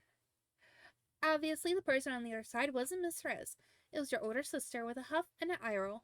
She left a brief message as fast as she could spit it out. Derek's mom is here, and our mom made me come get you about it. Okay, we're coming. Why did you knock if you weren't gonna give us a chance to answer? Got the message. Do the dishes, Elizabeth. Thanks for telling us. What a great message, gal. You stared at her wordlessly. Okay, we're coming. She gave you another roll of her eyes, but didn't waste a single extra word on you. With motion, she curled her fingers over the edge of the door, twisted around, and yanked the door shut. The books and boxes on your desk shelves shook. Derek's teeth clattered too. He whispered through the grimace. Man. I'm sorry for that. She's so rude. Want to trade Nicholas or Jorge for her? I'll take both if you want. You're in frustration. Are your eardrums alright? You looked away in embarrassment over your family. Want to trade Nicholas or Jorge for her? Nicholas is 6, Jorge is 10, Elizabeth is 15. It's almost an even exchange of siblings' existence years. No deal, sorry. She gets extra grouchy sometimes, right now, for example. Jack's shoulders slowly eased down in their resting position, but his expression was pinched. Began to whisper while glancing the way your sister went. His voice was hushed, secretive, almost afraid Elizabeth might slap the door open again, find out he was talking about her. Do you think it's about the dishes, or I don't know? You could only give a half-hearted answer. You should get to understand why Elizabeth acted out the way she did a lot of the time. But your mom was waiting. We gotta go so we can get you home. Right? Beanie. Derek's mouth opened and closed without saying anything else. He lifted a hand to try gesturing, but dropped that without going anywhere. Made you raise your eyebrow. Yeah? His bright green eyes squinted hard into narrow slits, but you could still see the way they darted around. Gaze was trained on the ground, scanning across the floorboards, though everything that really mattered was probably inside his actual head. Well, I was wondering. He paused again. Derek's hand balled into tight fists. He let out a breath and finally asked a question. Are you busy tomorrow? You blinked. That was all? No? This ability still made Derek flinch. It might not be all. really? Really? Then he spread his fingers and arms out and not quite a shrug. Would you want to come over to my house for the day? Tone his voice and pose he took was casual in a scripted way. Definitely wanted you to feel like it was totally optional. No problem if you turned him down. You couldn't tell if this was the end or just another point in the process. But you're going along for the ride. I can probably do that. I'd have to ask my mom's. Derek leaned in closer, slowly opened his eyes wider. Some kind of suspense was growing. All right. He dipped his head in tiny repetitive nods. The look on his face went distant again, the way it did when he was thinking deeply. Then finally he flung his hands up to complete the shrug and spoke the question he'd been stalling on. Would you want to come over tonight instead and sleep over? We could, camp out in my living room. It'd be fun. Our own little party. Now the nervousness made sense to you. You're the one feeling nervous. You're completely stunned. Your confusion was compounded. You almost laughed. It absolutely tickled you. Now the nervousness made sense to you. I know it's pretty out of nowhere. If you can't make it or don't want to or anything, I'm totally cool with it. I want to. Hopefully my mom's will let me. Let's do it. Yeah, but why? You're not happily in agreement. Would your parents be able to manage that? I'll know, maybe. I want to. Hopefully my mom's will let me. Awesome. Come on, we'll ask right now. Yeah, definitely. My mom is waiting for us. The two of you left your bedroom and bound down the stairs, one after the other. Your warm greeting came as you hit the landing point on the first stairs. Hello, Derek and Beanie. Your two moms and Derek's one mom were gathered in the entryway of the living room. Derek reached a hand out towards her and waved it. Hi, Mom. Hi, it's nice to see you, Miss Rez. After smiling at him and at you, Derek's mom turned her head over her shoulder to speak to your parents. Thank you again for taking care of him. Mom? Derek uncharacteristically broke polite decorum by interrupting his mom. It got her attention. She let him speak. I have something I wanted to ask you and Miss Lass. Oh? What is it, sweetie? He had the attention and encouragement of all three mothers. On his stage, Derek didn't beat around the bush the way he did before. Please. I was wondering if Benny come with us and spend the night at my house, please? He knew your arms well enough to foresee potential concern reactions, so Derek sped through his extra terms to make sure they heard that part before answering. We'd set up in the living room instead of my room, and my parents and brothers would still be around. People keep an eye on us. As expected, Mom and Ma weren't instantly thrilled. They were shocked by the possibility. And while he succeeded successfully in avoiding the first obvious pitfall, your mom still had completely different apprehensions to fret about. I don't know. That's pretty last minute. You're about to walk out the door. We couldn't have Beanie impose. Derek's mom stayed strangely silent after he popped the question. She fixed a stare at her son, crossed her arms against her chest, and shook her head at him. But the shake didn't mean no. It had another meaning that maybe only a Sorez could get. Still, she smiled. Yes. We can find a place for Beanie tonight if there's no family conflict with that, and she would like to come over, of course. Both your moms turned their faces right towards one another on instinct. They were as astounded that Derek's mom didn't mind. Huh? Mom scratched her head over it. Derek had made a huge request and no advance warning, and Miss Riss had 3 children to care for already. It seemed unreasonable for her. Grandma, however, light began to sparkle in her eyes, and when she noticed you looking, she held her gaze. Beanie, do you want to go? I do. Mom wrapped both arms around one of her wives. In that case, I see. I think that'll be all right just this time. Really? Your mom sputtered. She clearly hadn't gotten to that page of the script. Mom got an encouraging pat on the top of her hand for her troubles. She remained absolutely perplexed, mouth open, eyes wide. Mom could only process enough to realize that she'd become the odd mom out. She probably didn't know exactly why she was doing it, but Mom turned to look at you. Pack it up, Beanie. You wouldn't want to keep them waiting. Snapped her gaze at Derek. He'd done the same. The two of you shared a matching look of astonishment. It was almost identical to the gesture your moms had made when Miss Riss first accepted Derek's position. Thank you, Miss Last. Thanks, Moms. Yes, no way. Thank you. You're at lost for words. Thanks, Moms. The deal was finalized with a crisp clap from Miss Riss. Pamela was right. You should get what you'll need for the night. You're coming along for the ride. I'll help. Neither of you gave them time to change their minds. You ran back to your room and began to pack in a whirlwind. As you shoved clothes into a backpack, Derek hovered in the center of the room. He fetched with his energy that was going unused. I just friggin' hiccuped.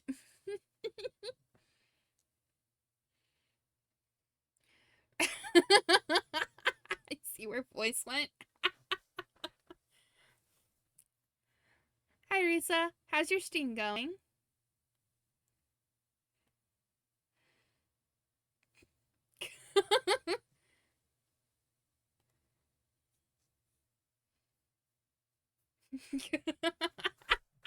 I get 10 lunges for it. Jumping chicks.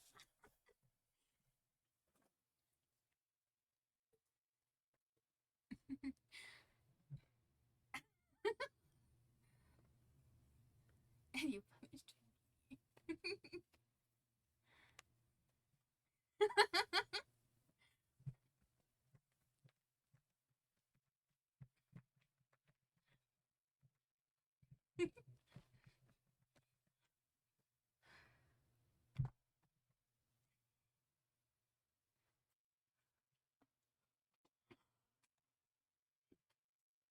I'm getting better at doing them very quickly.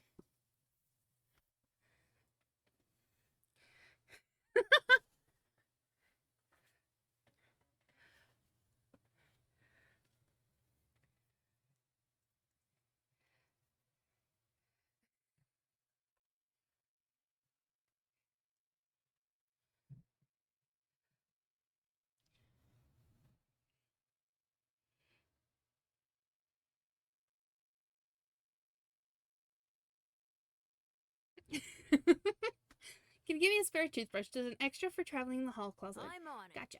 He was gone in a flash. You only took the very basics. Make sure to get the basics and something you personally couldn't go without. You only took the basics. But I know you had to ask your mom to tell Cove where you be, so there wasn't time to explain it in person. But then you remember a conversation you had with him that morning. He had plans the next day and would be around for a lot of it anyway. Derek's invite had come at a convenient time. Derek returned in a sprint, a toothbrush held over his head in triumph.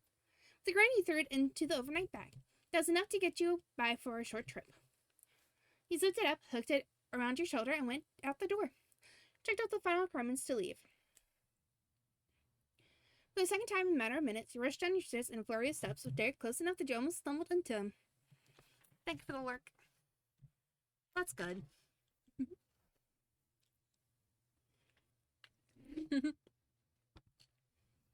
I know.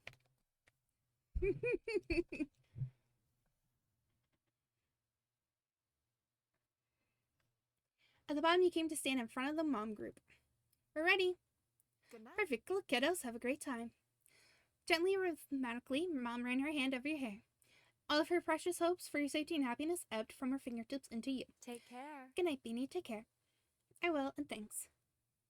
Miss Riss and Derek gave their own goodbyes, and afterwards they returned to the minivan that brought them here. And then, almost unbelievably, you slid into the vehicle with them to go on the impromptu sleepover. The chill of the squeaky leather against your hands and the persistent smell of animal cracker crumbs kept you grounded in reality. Derek bounced against the seat, back like a kid on a roller coaster, and clicked his belt into place. For the ride back to his condo, he strapped in too. Never could have imagined the evening taking you down this literal and metaphorical road. Turned eager to figure out what happened next. The sun continued to sink as Derek's mom drove down the highway. When you arrived at your destination, had night. I blame Crow.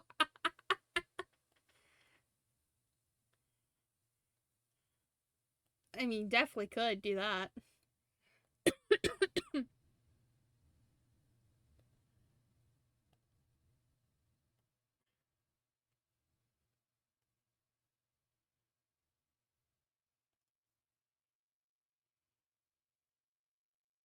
Oh wow, hold up.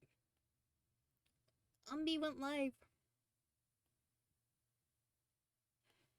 I had to pull him up.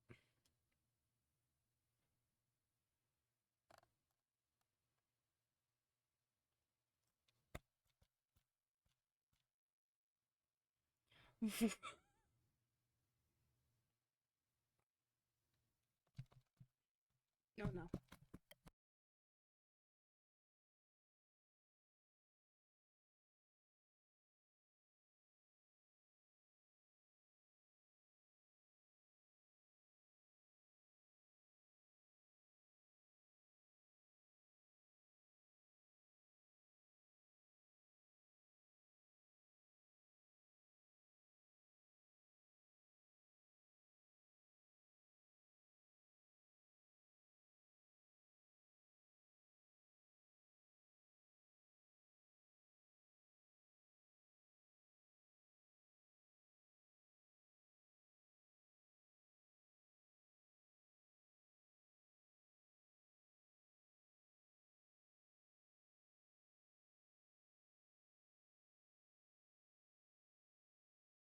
Give me one moment.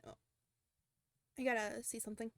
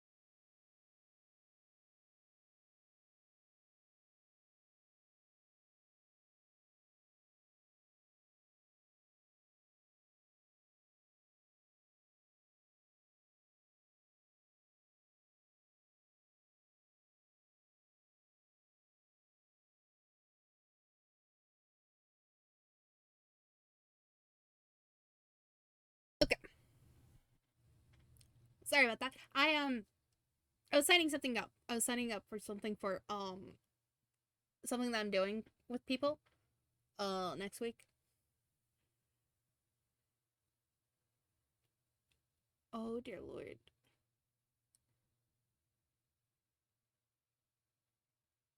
Okay.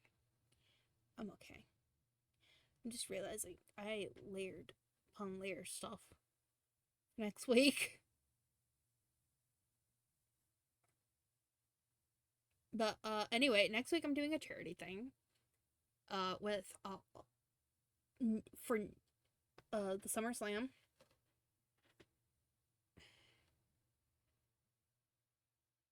I got invited to it by Nibble, and I was like, you know what? Why not? I'll do it. I'll join. Oh, I don't see why not. Nibble took care of everything. I just had to join the team, is all. So I had to sign up for the thing to join. You know, so I was like, yep, okay, I'm good. I got it all. I just had to finish it out and tell her that I joined. I did the join of it. Okay. The condo complex was nicely lit and well maintained. The three of you easily made your way up to Derek's house and went right in. Slipping her set of jingly keys onto a nearby wall hook, Miss Rose called out into the hall from the empty living room. We're home. Fresh ears for the second sibling cause commotion of the evening that you knew would come. Derek's back! He is adorable. And he'll always do that better than I can. So always let him have it. Nicholas tore out of his bedroom and thundered across the floor until he had his arms gripped around his big brother's legs. And with all the force 6-year-old Nicholas could muster, it was hardly a bump against Derek. He absorbed the impact calmly, giving his little sibling a pat on the head for his troubles. Yeah, we're back. The two remaining boys of the family came from the same room at a snail's pace in comparison to the first. Miss Lena, Mr. Suarez, and Jorge were there with you too. Welcome back. Welcome home. Harry rubbed a growing sleepiness from one eye. He took in the scene with undisguised confusion. Why? Why is Beanie here? I've come to visit. I'm sleeping over. I looked down and waited for someone to explain. What do you mean I live here? You teased. I am having hiccups. I'm sleeping over. What, Mom? She answered matter-of-factly. Beanie's staying over with us tonight. Rory clamped his mouth shut. He might have had something to say about the spur-of-the-moment plans, but was obedient enough to not argue with his mother. Look at Nicholas's face. He is so adorable. Can we also just state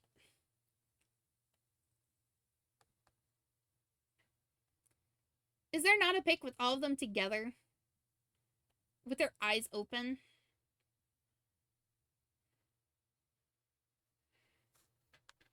Rude.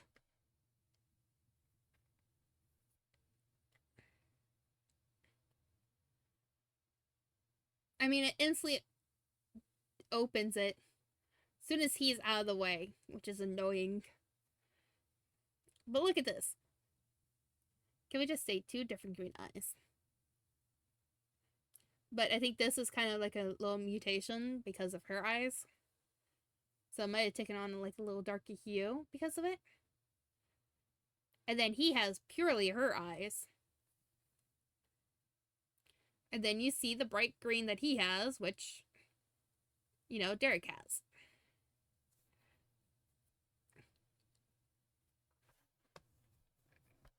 It's freaking amazing. Mr. Rose, however, had a childlike glee in his expression. Oh, very good. Derek cut in his deck Simon with a raspy a little too soon. Replying a little too soon. He had completely normal words to say, but it had been put on fast forward. Yeah, it's great. Thanks, Dad. Anyway, we're going to camp out in the living room. Can we borrow the tent? Derek's hands were balled into fists and held up near his collarbone, overzealous, kind of protectively. Fry looked down at him with a familiar serene expression. You knew exactly where you'd seen it before when Mr. Suarez placed the hand on the top of Derek's head. He took care of Derek the same way Derek cared for Nicholas. Of course. The gestures worked the exact same charm in Derek. His shoulders relaxed, his expression softened shyly. The pounding nerves that had been building faded. Camping? Nicholas shot us without warning. The entire exchange held no interest for the youngest one until that moment. That's right, Nico. Derek reached down and carefully placed his hands on Nicholas' shoulder to nudge him off. Nicholas went willingly, giddily repeating the same word, this time in amazed confirmation rather than a question. Camping! With thumbs up, Derek stood tall. The plane was in motion. Beanie, you can put your bag down and sit if you want to. I'll go grab some other stuff. When moving past you, Derek took a second to lean in and whisper a light-hearted reassurance. It's okay. The little bros will go to bed before you do, and Mom's going to be watching them tomorrow. We're not here to babysit the whole time again. Okay, cool. The little group broke off into 3 sets. Derek ran to his room with Nicholas right on his heels, while Mr. and Mrs. Horace left a space to the kids, drenched with their own bedroom. You and Horace stayed where you were. Horace shuffled over to the kitchen counter, set on a bar stool. Wasn't helping, but he wasn't getting in the way.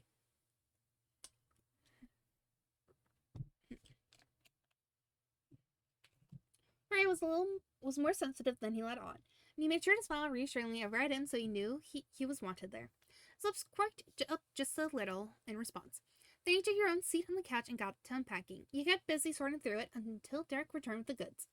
2 pillows were under each of his arms. He had a few brightly patterned blankets draped over his shoulders, and the rope loop of a big nylon pack was hooked under one wrist. Nicholas supported the effort by carrying one long pillow, clutched it tight to his chest as best he could, considering the pillow was about as long as his whole torso. Derek piled up the supplies on the opposite side of the couch. From where you were, Nicholas opened his arms wide to let his pillow drop to the floor in a soft puff. Made Derek chuckle proudly. Okay. I'm going to put together the tent. Nicholas, hurry, do you want to help? I'll help. I'll help. I'm gonna put together the tent. Okay, he says it. Nicholas bounced around Derek in absolute eagerness. In the distance, Jorge passed away from the counter. Yeah. Expression was flat and wide-eyed, but there was a hopeful rise in his voice as he got up from the bar stool. I'm helping too. Let's do it. The declaration made you, Derek, and Nicholas, and Jorge get to work making heads and tails of the tent. Derek yanked open the cinch and top of the pack while he walked to the furthest spot in the living room. Everyone followed his lead. He pushed the semicircle basket chair up against the edge of the counter wall so the tent could go there instead. Derek dumped the contents of the bag onto the cream rug, leaned over on one foot while kicking the other in the air to reach over and grab the instructions that fell out with the rest of the materials. So they're over here in this corner. Scanned over the steps briefly, but it was only a refresher. Derek was able to get right into the process. Nicholas was assigned pole control. He kept watch on the pole, not letting any roll away, and would pass the tent legs over when they were needed. Stretching the fabric out took the rest of you. You, Jorge, and Derek each grabbed a side and tugged. Derek had to squeeze himself against the tall plotted plant in the corner. He snickered at the way the leaves curled around his face. Despite that, you got the tent laid out across the ground. The first time, Nicholas got to pass a pole, flat against the wall in the tiny space you were working in. Jorge covered his ears and ducked. Derek snatched the end out of the air before he could do more damage. The boy promised to be more careful. He had to keep his job and took it seriously. Piece by piece, the project slowly took shape until it was finally complete. The small light gray tent sat in its full form, nestled into the crook of the living room. Good job, team. Alright, good job, everyone.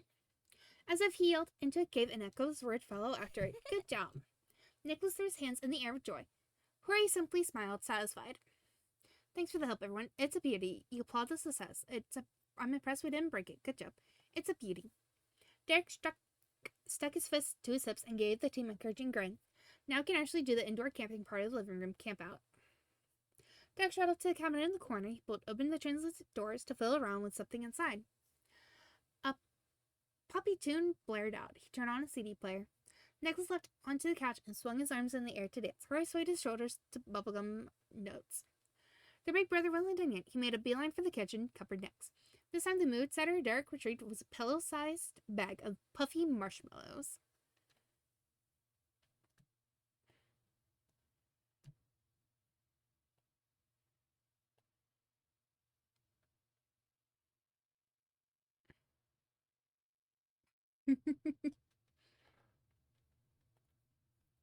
Catch. That was the only warning before he slipped the marshmallow sailing across the room in a perfect arc. Ray managed to snatch it from the air without problem. The top of the bag was twisted around, sealed with a blue clip. The opening side was stretched from the process of twisting and untwisting repeatedly. It had been well appreciated so far. Ray undid the clip and set it aside on the coffee table. The tongue pressed against the corner of his lips as he dug his hand deep in the bag for just the right one. Nicholas tilted over the cushion and into the bag to fill his tiny fist with 2 marshmallows. He crushed them between his fingers, the fluffy confection squeezing through the cracks. It really was a party. Derek put his hand on the cupboard handle and shouted to you over the music. Do you like marshmallows? They're not bad. Yeah, you plucked one out of the bag and ate it as your answer. No, but thank you. Ew. Shook your head apologetically as your answer. You plucked one out of the bag as your answer. The cupboard door swung closed, and nothing was there to obstruct your view of the bright grin on his face anymore.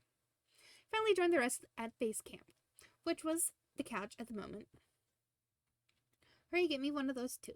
Without even a warning, Hori simply flicked a marshmallow at his brother, and same as before, Derek grabbed it in midair. He bit one piece out of the top edge, chewing thoughtfully. There's no TV while camping, so having a sleepover movie wouldn't make sense. With a swallow of a marshmallow and a snap of his fingers, Derek empathetically declared a grand deal. We'll play an ad-lib game. I'll make up the story, and the three of you can fill in some blanks to make it complete. Ray rolled his shoulder passively. He had finished his first treat and was poking around for another perfect selection. Okay.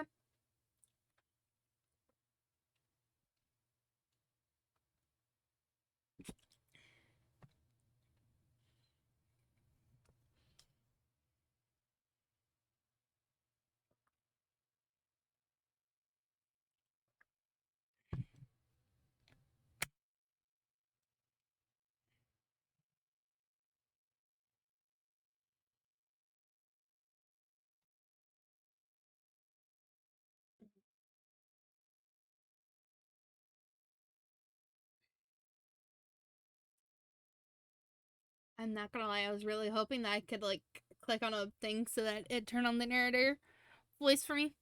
But I don't think this one has it.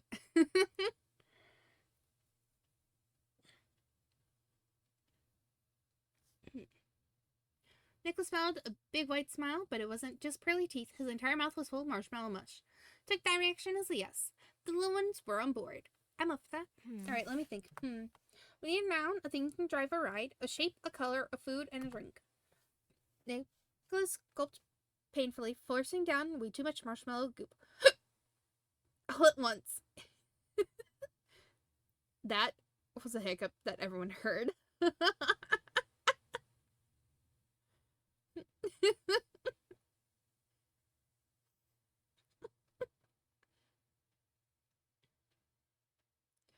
Oh. Did my hiccup sound weird?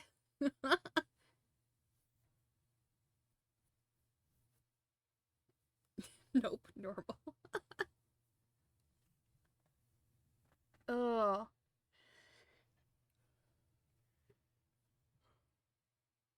I don't know why I'm hiccuping.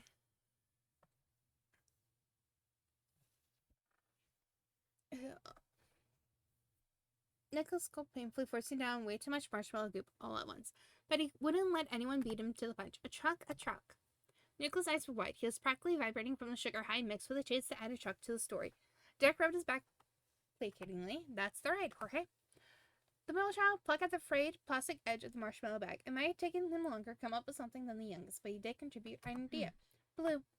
Cool, we got a color, beanie. The noun is for the food. It's the drink could be. I'll pick the shape. It's don't worry about me. Let them choose. You quietly shook your head, saying Derek to move past you. Don't worry about me. Let them choose. Gotcha. That's nice of you. Shifted his focus back to the boys. Derek's expression and the entire way he carried himself was different when speaking to them. It reminded you of a teacher interacting with the students. Right, Nicholas, give me some more words. Orange. Nicholas, I picked the color. His words were both a low mumble and a higher pitched whine. That was paired with a crinkling noise coming from the marshmallow bag. Harry started twisting in his hands.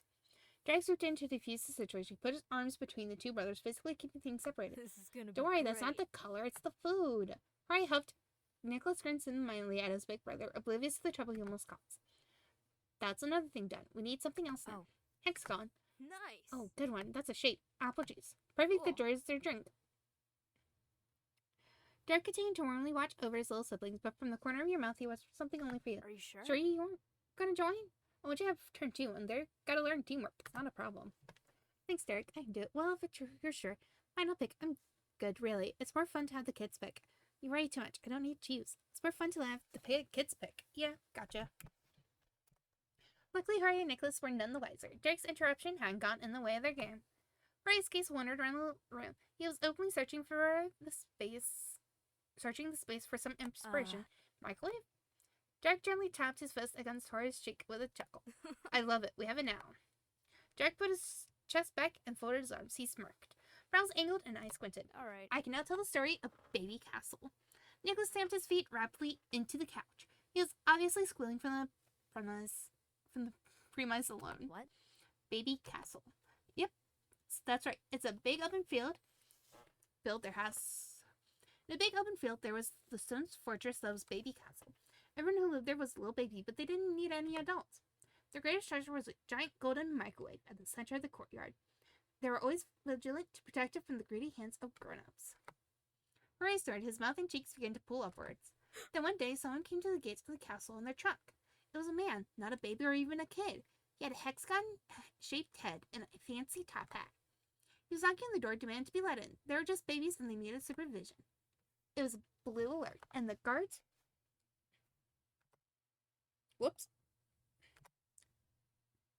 Guards were rushing to their station. The first line of defense was their orange catapult. It was loaded up and then fired. Bullseye, the orange knocked the top hat off his head. But the hexagon-faced man wasn't deterred. He used his giant grown-up legs to climb over the wall. There was panic in the castle. He had to be after their golden microwave. Derek shifted his weight from foot to foot with precision. His hands had gone up in front of him with his palms facing forward. He looked like a goalie of a soccer game. But the babies weren't being yet. The squirt gun battalion lined up, and as soon as the adult set foot on the other side, he was pelted with apple juice. He saw him back, and the gatekeepers opened up the door while he was blinded. He got pushed right out and back onto his truck. The guards gave one more shove, and the man with his truck and without his hat slid down the hill and far away. The castle was saved. The babies in their microwave were still free. Hooray, the end. Matching pair of cheers filled the air. Nicholas and Rory were thrilled by the yarn Derek had spun for them. He applauded the grand conclusion of the tale of Baby Castle, too. It's a pretty dim story, but very cute, how Derek could entertain his brothers. He snickered into your hand just as amused as Jorge and Nicholas. It only impressed you how well Derek could improvise. The whole thing seemed really juvenile. He applauded the grand conclusion of the tale. Bravo! The rim campsite blowout kept rolling from there. Derek turned the music up louder, making sure to skip any tracks that didn't fit the mood. Rory and Nicholas swung across the floor to dance. They threw marshmallows in the air and tried catching them with their mouths. And when that got old, they tried to see who could fit the most in their mouth at one time. Jack moved to the beat and tapped his 2 toes around as he collected the treats they missed. Picked up the petals they knocked to the floor and patted backs when their stuffed faces made them cough. But he wasn't only Mr. Responsible. Derek took his own shot at the marshmallow mouthful competition and blew his little brother out of the water. He danced along with the boys. They were a new challenger in the marshmallow game. Throw your own marshmallows into the air. You took a turn telling your own ad-lib story. Let's do challenger the marshmallows. It was a tie. You beat Derek. It was a tie between you and Derek. And you at least did a good as Jorge. And even Nicholas had done better than you. Which one should we do? Should we do a tie?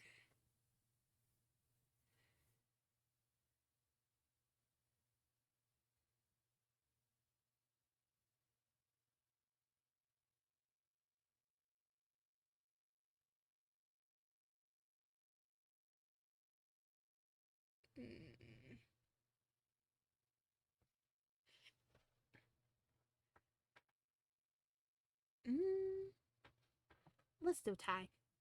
The stuff would have started coming out of your notes if you tried to get any more in. As the night continued, Derek moved on from the party hotspots to chill out inside the tent. He was on his side, propped up by his elbow. It took a few minutes for Nicholas to notice his brother's disappearance from his sight-line. He knew the moment it happened he'd be bounding from cushion to cushion on the couch, but came to a firm stop, took his feet deep in place. A helpless pout flickered on Nicholas' face before it instantly curved into a sly grin. Nicholas knew where he could find his favorite person. He leapt from the arm of the couch to land on the entrance of the tent. At the entrance of the tent. From there, he sprung forward like a shot straight into Derek, shoving him over onto his back with an oof. Derek didn't give up. He popped his arms out and laid motionless. 3, 2, 1. Derek was down for the count. Nicholas was the winner. Claiming his victory, Nicholas curled up on Derek's fine chest. He tuckered himself out. He sat stretched out on the blanket inside the tent. He sat balled up on the blanket inside the tent. Lay down on the blanket inside the tent. He sat stretched out on the floor near the tent. Sat balled up on the floor near the tent. He lay down on the floor near the tent. Stretched out on the blanket inside the tent. Rory wandered over to sit down cross-legged. He had one shoulder in the tent, and the rest of him was out. Derek's eyes dropped close, and he heaved a satisfied sigh.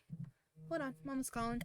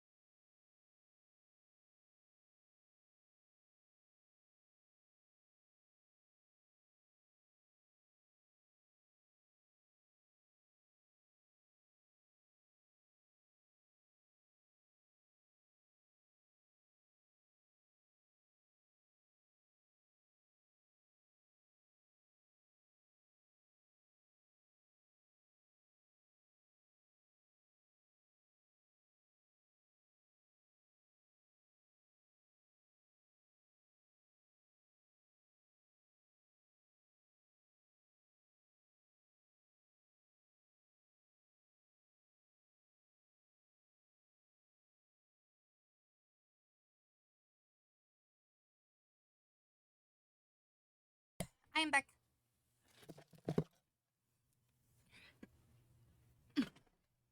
I approve. So I helped my mom with finding something. And then I realized I'm hungry because I haven't eaten since this morning.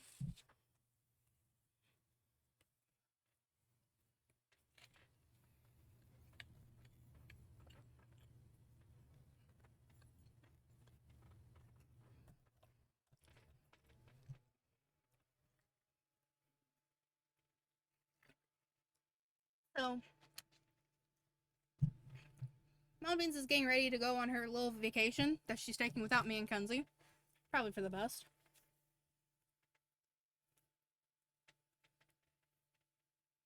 Should be a lot more relaxed without Kenzie.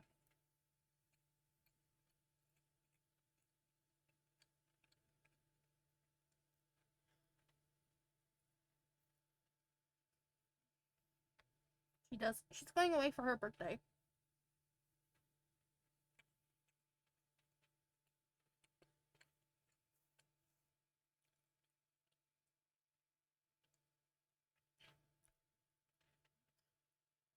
Mm-hmm.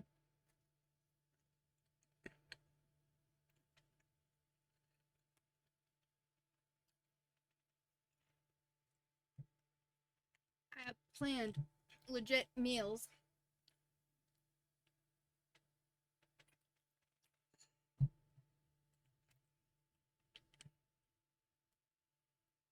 So that Kenzie can eat. But I think she's gonna go and dip on me, you know, and hang out with her friends instead of me. Because her last day of school is tomorrow.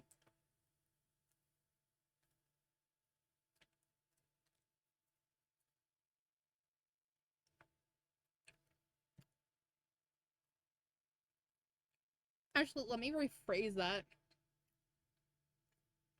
And let me put this on BRB because we're not playing right now.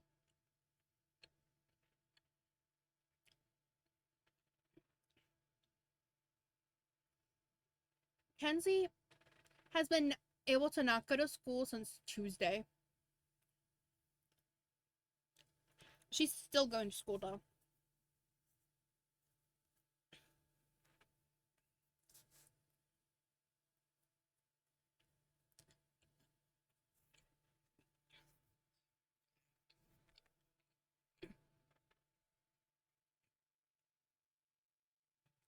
No. So Kenzie is an 8th grader. And the 8th graders don't have to come to school anymore after Tuesday, you know?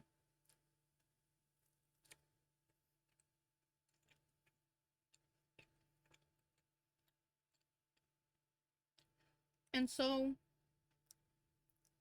she's still going to it because she likes school. Because, yes, my niece is that way.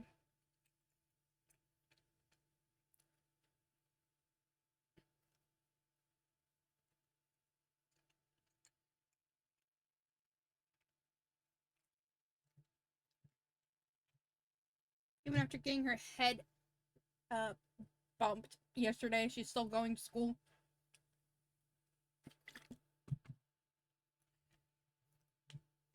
Fucking insane.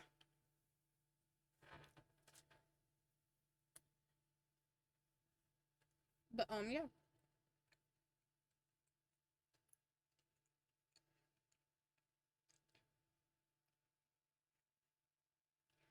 I'm trying to shove pizza down my throat. I'm sorry.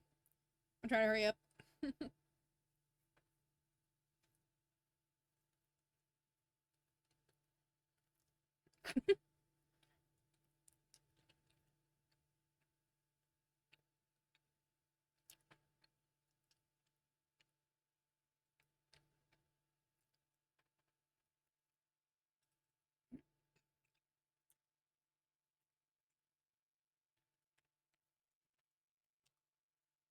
Probably for the best that you didn't say it then.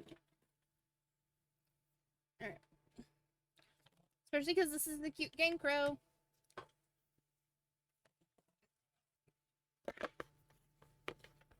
I have something else that I can eat later. Give me a moment. going Subway now.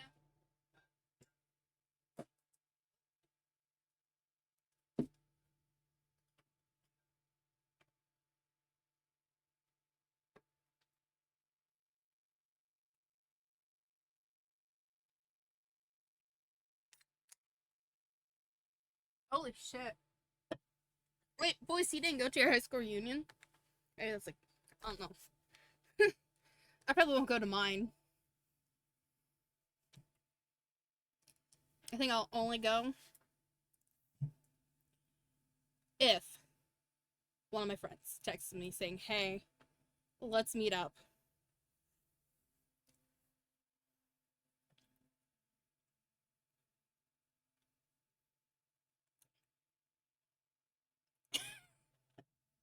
Forgot. I mean, hey, it happens.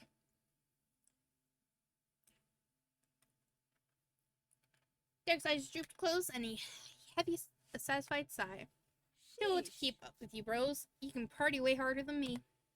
He could still muster enough energy to move a hand over his brother's fluffy, marshmallow-speckled hair. The little boy snuggled his cheek into Derek's jersey even more. Still cross-legged, Jorge took hold of his ankles and rocked himself gently back and forth. The childlike position conflicted how contemplative his next words were. I wonder what things will be like when we really are older. The brother with the most days behind him smiled softly with his eyes remained shut. That's easy. 10 years from now, I'm going to be a famous athlete.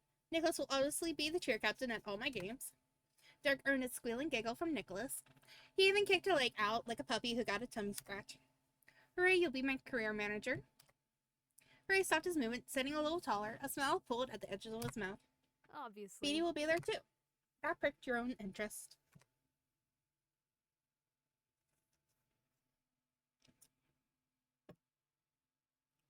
Yeah, I'll be on the same sports team, whatever it is. I'll be Derek's trophy wife. I would. What would I be doing? Oh yeah, I'll be on the competing team, whatever it is. I'll take care of the merchandising. You waited for him to keep going. I would. What would I be doing? You'd be achieving your dreams. Then his voice drifted off quietly. And the four of us would all be neighbors. Bert skipped a beat. He wanted to live next to you. He wanted you to be part of his future. Jorge, Derek, Jorge, and Nicholas. I can read that in order, I swear. He looked at each of their faces and felt glad you got to be here. You went to different schools, lived in different towns, had different families. But sometimes you're able to share your worlds with each other. But that time wasn't now, and all too soon the Sora's parents reappeared to take their younger children off for bed in their own room. Despite nearly being asleep already, Nicholas grasped Derek's shirt when his dad reached in to pick him up. Derek kept his one hand on Nicholas' head and pressed the other against the floor, slowly shifting into a sitting position. Nicholas' vice-like grip made it easy to do without either of them falling over. When he was upright, Derek collected his little brother's arms fully and shuffled out of the tent. This is pretty cool, huh, Nico? Usually I'm all the way in my room. But tomorrow all you had to do is open the door, look down the hall, and I'll be there. Derek whispered soothingly on the open path to the back bedroom, putting to bed not just the delicate bundle he carried, but also the likely resistance the boy would have put up. Really?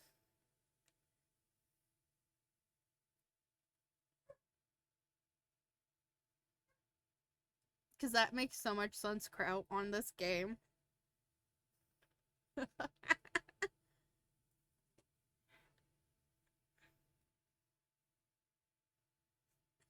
mean, not like I can have perks, so I guess I am perkless.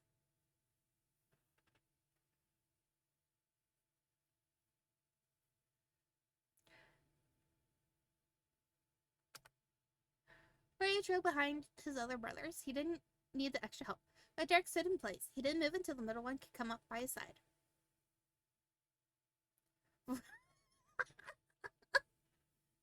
Altogether, the three Sora's sons went through the door.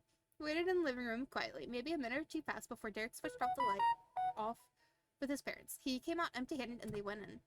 Took wide tiptoeing steps over to the campsite. His sleepiness from before was wiped away by a second wind of excitement. Derek made it back to the tent and put a hand to his mouth, watching the hall like a hawk for any signs of his family. It's all good. Got changed into pajamas, but we don't have to go to sleep for real. Got to your feet, his eagerness rubbing off at you. The both of you quietly bustled between the bathroom and living room, finishing all last-minute prep. Derek's parents lingered at the edge of the hallway until both you and Derek were completely set. PJs on, teeth brushed, the works. Good night, Derek and Beanie. Good night. Sleep well, enjoy the great outdoors of the living room. Night, Mom. Night, Dad. Good night. Night. Good night. Don't let the bugs bite. You waited them from the tent opening. Good night. Mr. Soros hit the light. The condo blinked into darkness. There were footsteps, signs, and the click of a door opening and shutting. Springside returned to their own bedroom, this time to turn in for the rest of the night. With opening and intermission over, part 2 with Derek and Beanie at home adventure out could begin. Derek went from sitting up perfectly straight, ready for some non-existent interview, to dropping forward onto his stomach. He squirmed around missing his elbows, therefore fluttered the tent and blankets, making a soft crinkle sound. When he had positioned himself facing you, Derek rested his head against the top of one fist. He grinned keenly. Guys' family might have been right across the condo, but this was still the first chance to talk just between yourselves since the sleepover started. They've been waiting for it. Hey, Beanie. His cheeks lifted high enough to push up the bottom of his eye as he whispered with a childlike sense of secret sharing. I was wondering, if we were being totally, completely serious, what would you want to be doing in the future? Do you have, I don't know, a goal or a dream? Yeah, I do. No, not really. You know, without a word, you shook your head at the question. My dream is exactly what you were saying before. I am serious about that. Yeah, I do. I want to learn a lot. I hope I'll be famous. I like to help people. I want to make a lot of money. Hopefully I'll be able to create things. I want to be very skilled. As an adult, I want to travel. It'd be amazing to fall in love. Really want to actually feel like I'm a responsible adult. Hopefully I'll be able to create things. I bet it'd be amazing.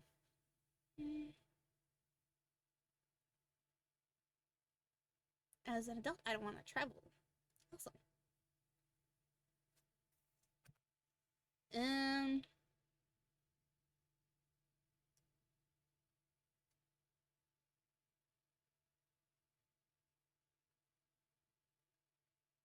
Be amazing, fall in love, I guess. Really want to feel like I'm a responsible actual adult. Yeah, that's a good one. That sort of thing. Cool, thanks for telling me. Jack contemplatively rolled over on his back. The arm that had held his chin up was now tucked under his head for support there instead. His eyes never broke away from yours, despite flipping upside down. He couldn't move as freely as he wanted and was taking full advantage of us. When siblings were around, he had to work with 8 limbs and 2 heads, thanks to Nicholas' literal attachment to him. Did I catch your train of thought, fully on track of siblings? He went your mouth and said, wish I had a little sibling. I'm so glad I'm the youngest in my family. I wonder what it'd be like to be an only child. I wish my older sibling was as nice as you are. Wish I had a second, big sibling. Siblings are complicated.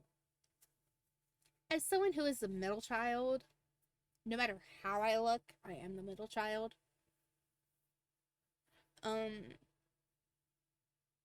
I honestly don't know.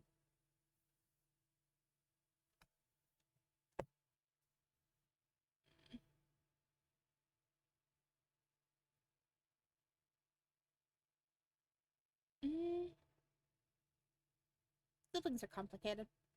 Derek made a relevant attempt to nod along from his lopsided position. Agreed. Do you ever wish you had a big sibling? How does it feel to be the oldest? Do you want more or fewer siblings? You probably thought about it all. How does it feel to be the oldest? Busy, I guess. Derek chuckled. Kind of like a part-time job. I've got to look out for them. Friends aren't always making me do that, but I feel like I've always got to do it. That makes sense. Sorry. Don't be. It's all good. The air in the near complete darkness had felt warm and comfortable, but the atmosphere began to change. It was too subtle to say exactly why, but enough for you to notice. Beanie? I'm clicking, but it's not going. Derek reversed his position again, getting on his stomach. His arms were crossed over the floor in front of him, and he rested his cheek down against them. Maybe it's just forced reset. Oh, shit. I'm sorry, Crow.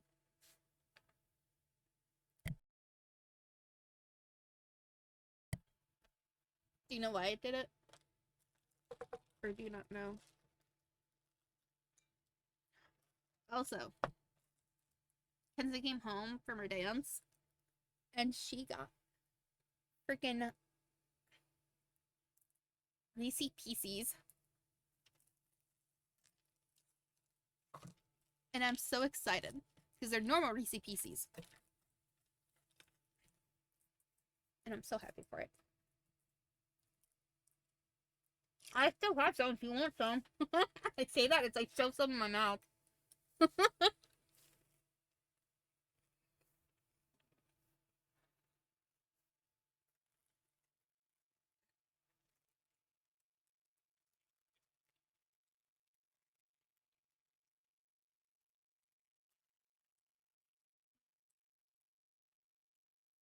Yeah.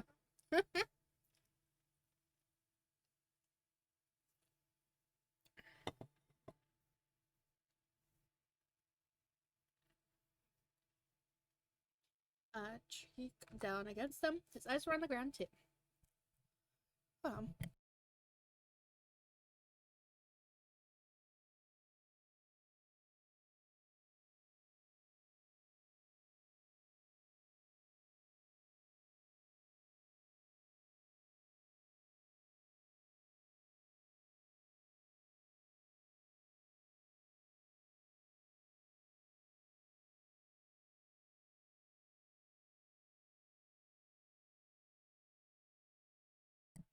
I don't know how well my aim will be though, voice. Just to let you know that my aim sucks.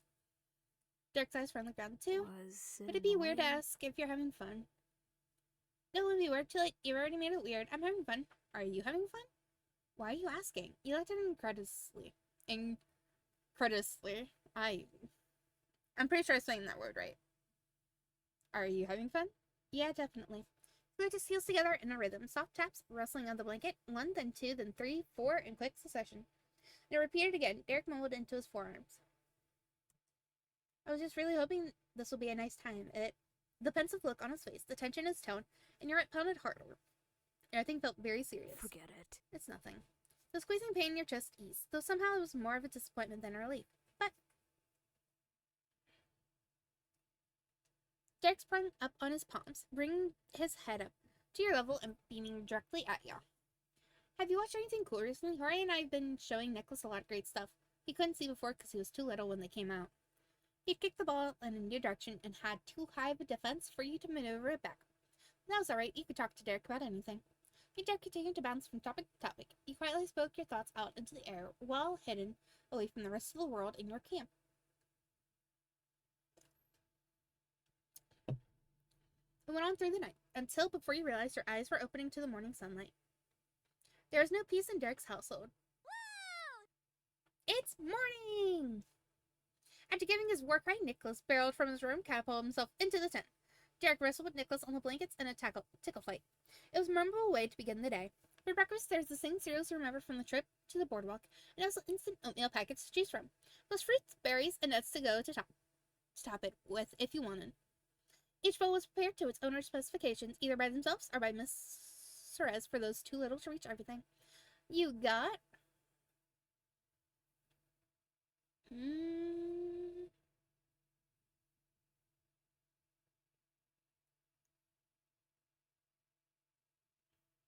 What sounds good? Fruity cereal, chocolate cereal, cereal with marshmallows, plain cereal, plain oatmeal, apple oatmeal, peach oatmeal, cinnamon oatmeal, apple maple oatmeal, or strawberries and cream oatmeal.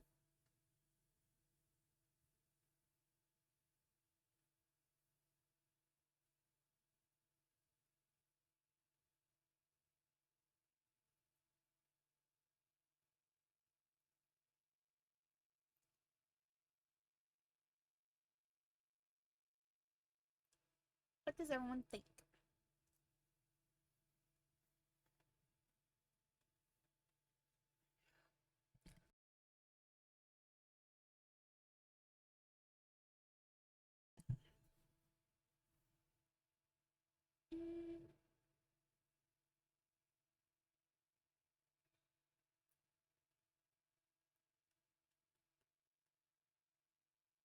I see Sophie outside. Let's do... Honestly, I don't know. Plain oatmeal, I guess, and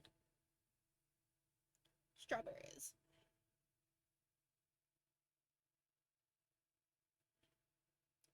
Stew. Should we just do all the berries? That was everything. You glanced down the hallway, expecting Derek's dad to come join the family soon. Mr. Suarez let you know how Mr. Suarez very simply went past you a couple hours ago when you were sleeping. Derek swallowed a spoonful of peach oatmeal with blueberries to note how his dad had to commute. Derek's mom nodded before moving the conversation forward. I'll take you home in the evening. Then everyone's going to stay with Mr. Suarez then. They'll have a peaceful ride. Your moms know it'll be a little late. We worked it out yesterday while you were packing. And I'll be out running errands until then. I'll be bringing the kids. You two can enjoy your time however you choose. Is that fine? Is that fine? Derek stuck his spoon towards the ceiling and gave you a thumbs up. And yeah, that sounds fine. Gave you a thumbs up from this bar still. Derek put his other fist on the counter. Double thumbs up. Soon you learned another new thing about Derek's family. Sat came in very early, and all hands were tasked with cleaning up, whether they were guests or not. The five of you made quick work of breakfast. Then Miss Suarez, with some more assistance from Derek, corralled Jorge and Nicholas into the minivan to act as helpers during her daily task.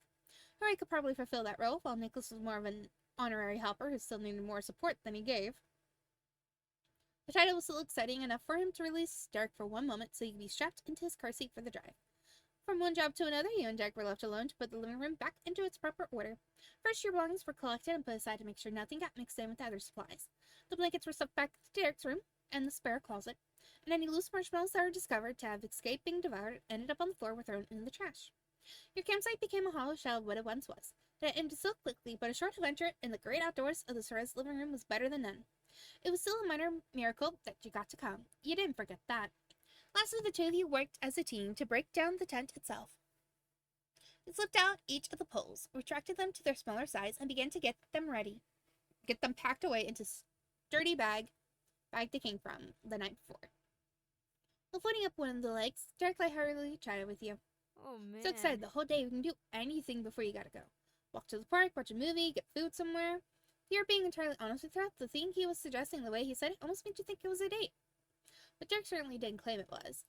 He hummed along with a bounce in his pose. He was having plenty of fun just doing regular chores with you. The good mood was infectious. It's great. I was just thinking about how surprised my mom's let me come today. Out of nowhere, Derek twitched like he was hit by a bolt. His hands flipped over protectively, and the pole fumbled out of his grasp. Clattered against the wooden floor, the sharp sound made Derek wince. He gave a meek apology while the leg rolled back against his sneaker just as pitifully. Sorry. Derek bent his knees and gripped at his shirt's edge on the way down. Before he reached up to pick up what he dropped, what were you saying? That was pretty off. You didn't miss the blaring sign to complete with warning sounds that something was up. But he obviously wasn't comfortable, so you tried to let it go. Just talking about my moms. Usually they're really strict about sleepovers. I can't do it out of nowhere. It's a planning thing. Having a big camp out in the living room must have helped a lot. He gave a little bit of a shrug, skinned around for another piece to put away. We got lucky. Oh yeah, that makes sense. They're like that. Derek fiddled easily with the dark gray rubber foot at the end of the pole. He was pretending to keep busy. He wondered if he remembered what the two of you were supposed to be busy with. It wasn't going away whether you ignored it or not. Did you think they didn't like you or that I meant something else? No, forget it. It's dumb and doesn't matter. With the words at you, it was final and way harsher than you expected from Derek. The sharp edge of it wasn't for you. That part was directed towards himself. He never slept over his house before. That had been your guess for why it might have been a little awkward. There's clearly more to it. You frowned. It's not dumb, I'm sure of it. Sprouse angled at the same time. A tight band formed in the tent leg. The way he twisted it between his hands was too much for the thin piece of pole. He didn't say a word. You always talk to me about these things, you know. He spoke comfortingly. Jack, this isn't funny. Tell me what's happening, he said firmly. You gave him an encouraging smile. Started patiently tapping your foot to express further frustration. Comfortingly. So his eyes tight and dropped the leg on purpose this time. Despite all the effort it took him to ask you to come in the first place, that paled in comparison to this. Suddenly seemed like he wished you were anywhere but here right now. I can't tell you. Derek's voice was an impotent whisper. You'll think I'm the most annoying guy in the world. I am the most annoying guy in the world. It was such a bad idea. It was sneaky and judgy. I shouldn't have bugged you, but I already did. It's too late. Derek's posture pulled closer and closer together as he spoke. His fist tapped against the front of his chest, and his knees went inward. Pressure building inside was exerting a real force on him. What if you didn't want to be friends anymore? The last part almost disappeared before you'd had a chance to hear it. He looked small and lost. I'll always be your friend. That's never gonna happen. Derek, please, I don't want you to feel bad. I just don't understand. What's wrong? Alright, seriously now, spit it out. You reassure. Sharon's flipped to annoyance. I'll always be your friend. The tension kept compounding, causing cracks where more words would slip through. Well, I had a reason why I invited you when I did, why it needed to be now, yes? Even though his eyes creaked open, Derek wasn't looking at you, but finally he sucked in a breath and took the plunge. Beanie, today is Father's Day. Your jaw dropped. Yeah, had completely forgotten that was today. You knew what the day what day it was, but couldn't have guessed that was Derek's motivation. You couldn't put it together immediately, and though you were still stunned, you could put it into words. You thought I was going to be sad because it's Father's Day, and I don't have a dad? Derek lowered his head and pressed his shoulders up to his ear, trying to hide from the sound of it. Well, I wasn't thinking for sure that you'd be sad. I didn't know how you were going to feel about any of it, and that's what was chewing at me. Derek poured out the words one after another, trying to explain himself and the conflicting feelings he had bottled up the entire time. The floodgates had been open. So like it was around last year when this happened, I couldn't help wondering if it was a normal thing or a good time or a low point or whatever. But I don't live in Sunset Bird. Can't walk on over like it's nothing to check. I had to come up with something other dumb way to be around. Derek's speaking pace slowed, but his blinks picked up speed. His rapid flow words went from explanation to admonishment. It was enough for him to choke. But that's simply because if you actually wanted me to be anywhere near you today, you could have asked yourself. Your mom's great, better than most dads, and you got Elizabeth too. I Sorry. shouldn't have made a whole big deal out of that because I made stuff up in my head. I'm sorry. I'm really sorry. Then it went bone dry into silence. Derek dropped his arms to his sides in defeat. He could only look at you out of the corner of his eyes. He was such a sweet guy. Poor kid. His seriousness about something that was hilarious. You didn't feel good about the day, but you had Derek there the whole time. You were grateful. You shoved it uncomfortably under his gaze. It wasn't something you asked for. It was afraid that he butt into your family. Knowing Derek viewed things that way was strange. You weren't sure how to feel. His seriousness about something like that was hilarious. You laughed, you teared up, you covered your face with your hands, you hugged him. You gave his arm a friendly punch. You affectionately pinched his cheeks. You hugged him. Just happened instinctively. You wrapped your arms around his shoulders. Derek's caution turned to confusion. Beanie? Spark tickled your neck. After an extra squeeze, you let him go. You're really cute, Derek. That's not dumb. Thank you. I'm lucky to have someone like you. I never hate you for worrying about me. He smiled at him with all the warmth he could muster. I never hate you for worrying about me. Really? And you're not going to tell me to call your moms to come get you and walk out the door and never talk to me again? That's what you thought was going to happen? Maybe. I figured you at least say I'm a pain. Well, I'm not going to do that. Derek crumbled over, gripping his hands against his legs, releasing a massive sigh like he'd finished a marathon. Wow, okay. I'm sorry still. I should have just asked you instead of creepily making you come to my house so I could watch and see if maybe I could figure out without having a normal conversation. Yep, that's also a good option. Mostly exhaustion from carrying that stress on his back really had taken its toll. Derek crashed completely and plopped onto the floor. He used down to sit next to him. Tucked his legs against his chest and tapped the top of his knees shyly. He was the last kid waiting to be picked for a team on the playground, and you were the captain who could include him. Do you want to talk now? I think that'd be good. Ghost of a smile appeared on Derek's face. It didn't compare to the ear-to-ear grin you were used to, but it was enough to make everything feel a little more normal and a little more right.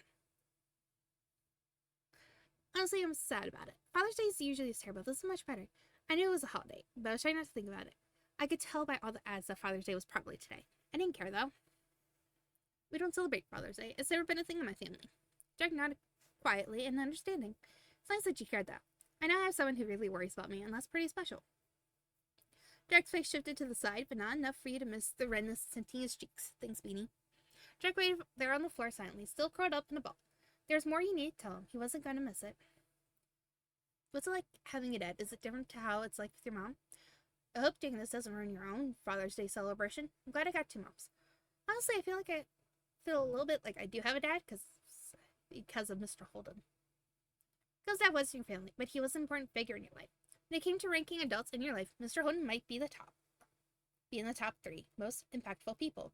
He spent 5 years trying to make you feel included. It was mostly for Cove's sake. You weren't oblivious to that, but a piece of your heart always hoped you mattered to him too. You were thrown from your quiet reminiscing by an entirely unexpected shot. It was almost half as startling as a signature Clifford surprise. Really? Cove's dad? Derek shook his head roughly at himself. That was not a very polite reaction. Sorry, it's not bad at all. I don't know a lot about Mr. Holden, but obviously you'd be way closer to him than me. Yeah, he's always been there since I was 8. Even though he doesn't set rules or try to parent me at all like my mom's, he doesn't really do that a lot for his kid either. He's still a dad anyway. That's cool, does he now? Derek cut his legs and pressed his chin against the top of his knees. He had a heart-melting, hopeful smile on his face. Oh, hey. You could do something nice for him when you get back to the neighborhood. I think Mr. Holden would appreciate it a lot. Maybe.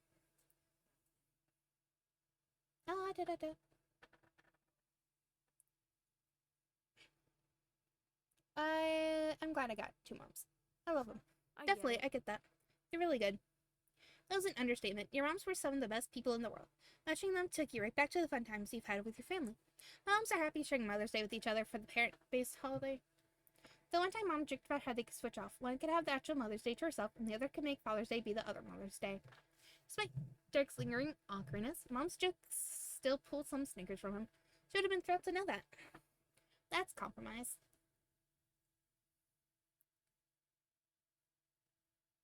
Mom is so funny. Totally. But that's why we're never done anything today. I hope this didn't ruin your own Father's Day celebration. No way. Slapped a palm against the hardwood floor. That made the outburst even more startling. Derek stared at you with complete seriousness. All he'd want is getting a card sometime. My bros might get him a little kid kind of gift. Flower from the park or Lego guy. Or something. You being here too is for sure not gonna ruin it. Don't worry about that. Dad only wants to party all day on birthdays. But you can still come to those anyway. That's good. Nothing could have made you feel worse than having Derek throw away his and his family's celebration to try and give you one. But it was easy to believe what he said. He wasn't placating you. Derek wasn't a liar, even if sometimes he didn't tell you every thought and feeling in his head. Oh. Whoops, let me read that. What's like having a dad? Is it different to how it's like with your mom? Oh. His parents were here, but his gaze automatically went to the hall that led to Mr. and Mrs. Jerez's room. He had no idea what was on his mind, so he needed to wait for him to say. Derek ultimately shrugged one shoulder and tilted his head back to you. It's kind of different. My mom's really a mom. My dad's a dad. What? Oh yeah, now it all makes sense. Can you elaborate on that one? You blinked at him incredulously. Okay, yeah. Could you elaborate on that one? Sorry. He scratched at his ear. Derek heard the way his own words sounded just as well as he did. I think what I mean is, like, Mom is nice because she loves me and I love her, and it's great. We can just be together, and it's like I don't have to grow up so fast. It's okay the way it is. That's not exactly how it is with Dad, because I want to be like my dad, and I'm not. I want to get mature and responsible and be more. I don't feel like I'm good enough when I gotta compare myself to him. Derek blinked. He caught himself losing track of the topic. It was going where it wasn't supposed to be, and Derek put a stop to it. But it's not bad. It isn't like he's trying to make me feel that way. Pushed a couple inches off the ground using his heels and tipped backwards a bit, then fell into place again. He looked like a tiny rocking horse, like grin cracked open between his lips as he swayed. And I bet a lot of kids don't have that kind of thing about their dad. They want to be like their mom or both their moms. That's interesting. I don't get it. Thanks for trying to explain it. I think you're already good. Good luck with your goals. You still lean on it. I think you're already good. Thanks, Beanie. I want to be like my mom. I want to be like my ma. I want to be like both my moms. I want to be like me. Then he smiled, then he shrugged. I want to be like both my moms. You can do it. You're already smart and nice and great like they are. Derek's word then slowed and stumbled. He squinted his eyes as if looking at you was blinding. It was the way he spoke when he forced himself to confess something he wasn't planning on admitting. Also, well, Beanie, since we're talking about Mom and Dad, I wanted to tell you, they do kind of know why I wanted you to come over. I didn't tell them exactly, but yesterday someone figured out I was worrying, and before I could do something to stop them, they put it all together. I don't know how parents do that. They wanted to help you if you need it. They didn't have any idea that I was just being nosy and you didn't give me any real reason to worry. I understand it's hard to pretend something is nothing when it's not, and it was really important to you. It was, for sure. Thanks. You didn't say anything else. Your thoughts drifted away from Derek, and even from you. They floated across the condo, out the window, and off into the vast summer sky. As the silence settled between you, Derek plucked at his shoelaces and chewed on the inside of his cheek uncomfortably. When you felt the need to fix something or make it out better, it was a major hitch when it was not your problem to solve. The air conditioner roared in the bathroom. Through your fuzzy-feeling mind, you could picture your moms and your big sister. Then your brain and your body suddenly stopped together in full focus. Wait, what about Elizabeth? The mention of her name got the same instant reaction from Derek that you just experienced. His eyebrow lifted and his mouth opened soundlessly in a small O. She acts like she's over everything, but I think I remember back when we were little kids, she would get mad on Father's Day. Maybe that's why she was so aggressive yesterday. She didn't have friends that were coming over or anything. Mom's had work, and now I'm gone too. The realization.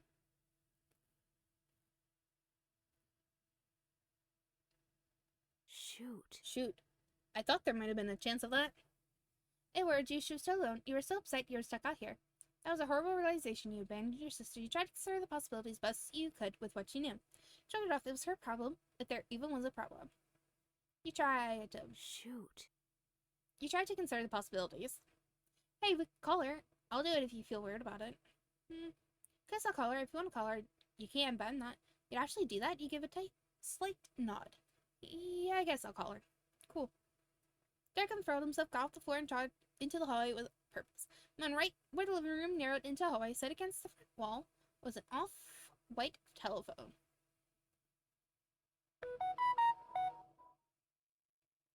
The phone at your house was wireless. Derek had an elastic loop line that kept the receiver from going more than a couple feet away from its base.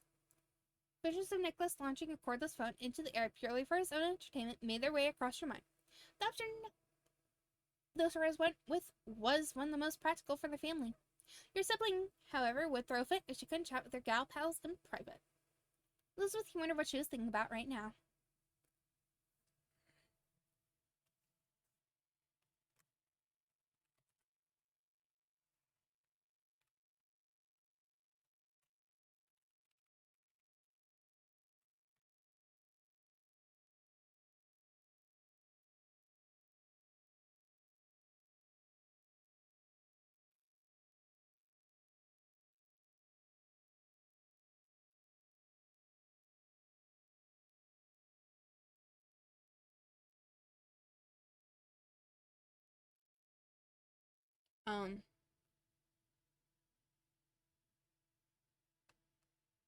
There was no sirens?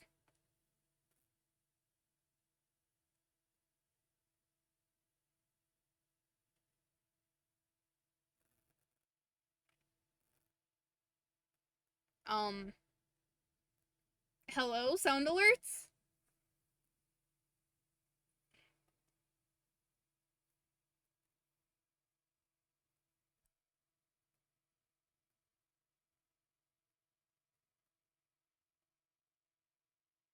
Sound alerts got moved and it doesn't look like it's working.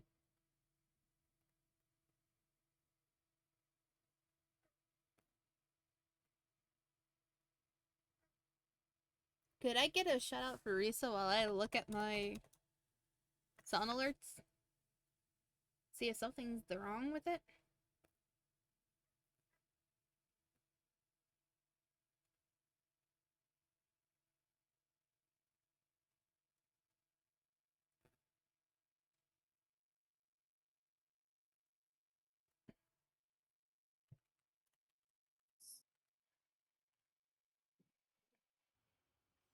Sounds good. They said they're gonna send a friend request to everyone, and if we want to play, let them know. They play Survivor a lot.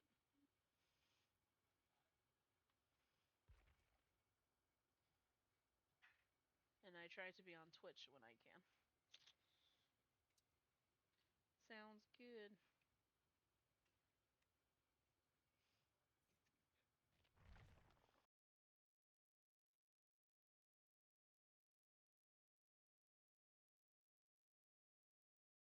My raid thing never happened. It made no sound. Browser source was offline. Excuse me? It shows that it's... But it's on. It's...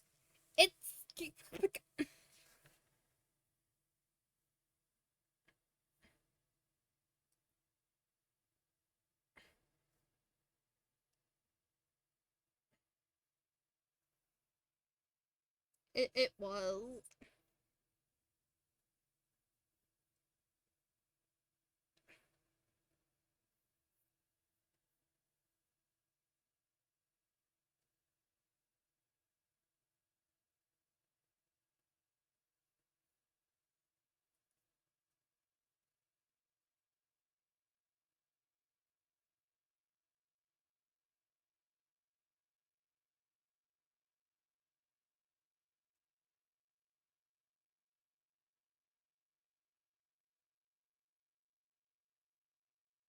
Okay. I wonder why it says it's offline.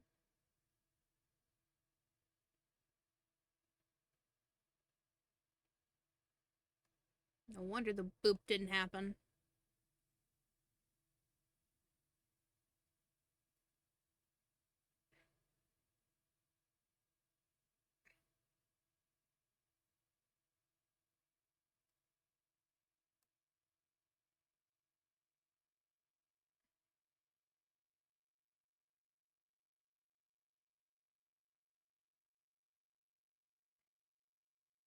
Why is it saying that it's offline?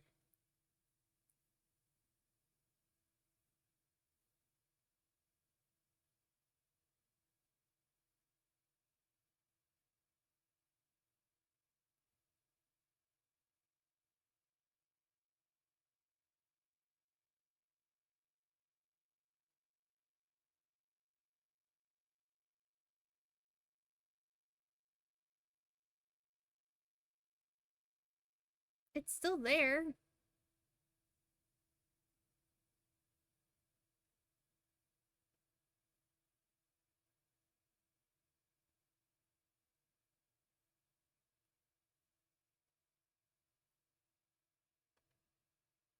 It might be down.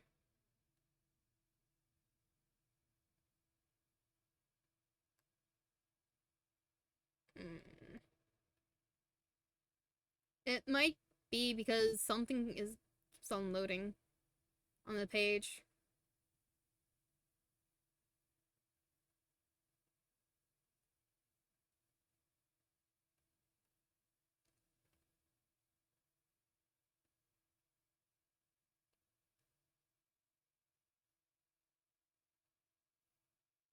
Hmm.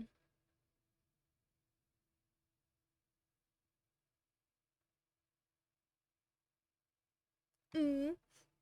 That's sweet. Send them my love as well.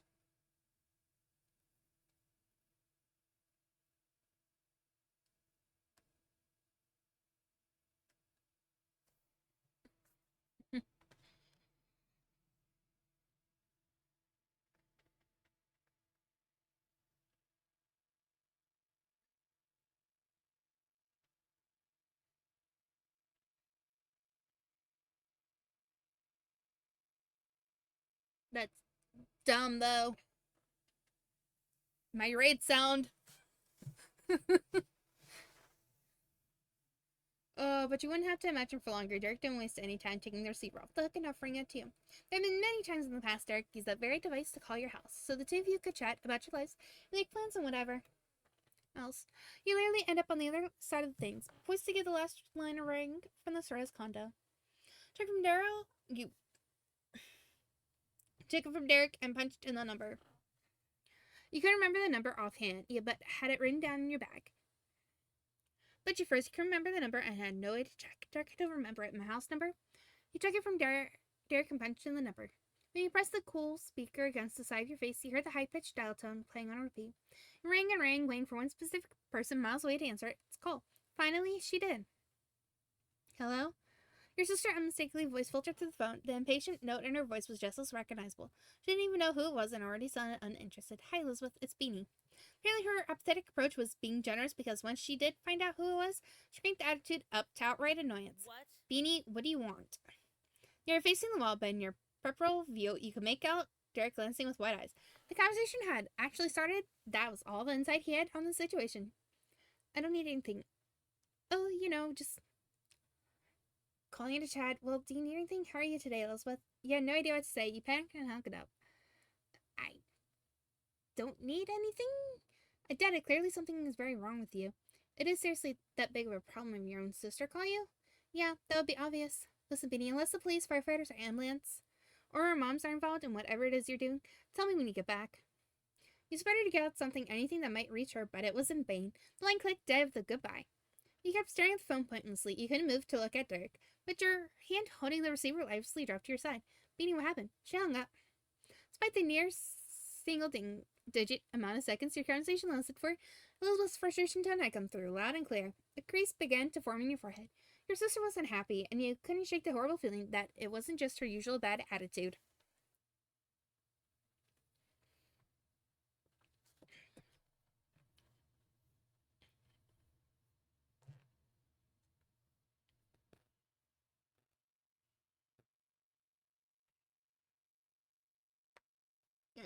Paul felt cramped, and you were suddenly incredible, being surrounded by the walls. Derek watched you helplessly, his fingers tense, clenching and splaying again. A moment passed, then he let out a heavy breath. He wasn't powerless anymore. Got a plan. I have a plan. You do? Here's your eyebrow. The promise of possibility gave you enough of a push to move your hand as well. To place the receiver back onto the base. Derek sprinted through the living room area and into his bedroom. The clatter of drawers opening and papers flying came through his open door. Slowly stepped to the edge of the hall, trying to glimpse what was happening on the other side of the condo. Soon came bounding on again, clearly successful at something. Derek tossed a stack of colorful folded pamphlets across the surface of the coffee table. Jogged over to meet him there. He couldn't tell what they were from a distance. Let's bring the party to Elizabeth. These are bus schedules and stuff. I've only gotten a look at what the times are, and we can leave. How did you think of that so fast? That's amazing. Why do you have those? What? Your son had silence. How did you think of that so fast? He chuckled mischievously. You know what I say? It's good to be prepared. And I did wonder about this kind of thing before. I can't drive, but what if I was there? But what if there's an accident or other emergency or whatever and I need to be someplace right away? I already knew a lot of public transportation stuff because of that. Derek began to shuffle the papers around, and he flashed you a bright grin. But I didn't think I'd be pulling this out so that I could go see Elizabeth of all people. Derek laughed lightheartedly over the joke. The words didn't feel very breezy to you.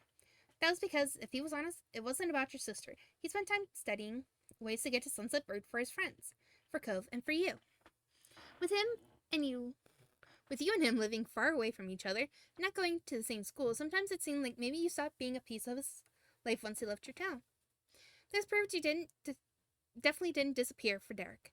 He cared about you even when you weren't there, and you could count on him even more than you had known. While you were stuck inside your own head, Derek had his nose in the brochures.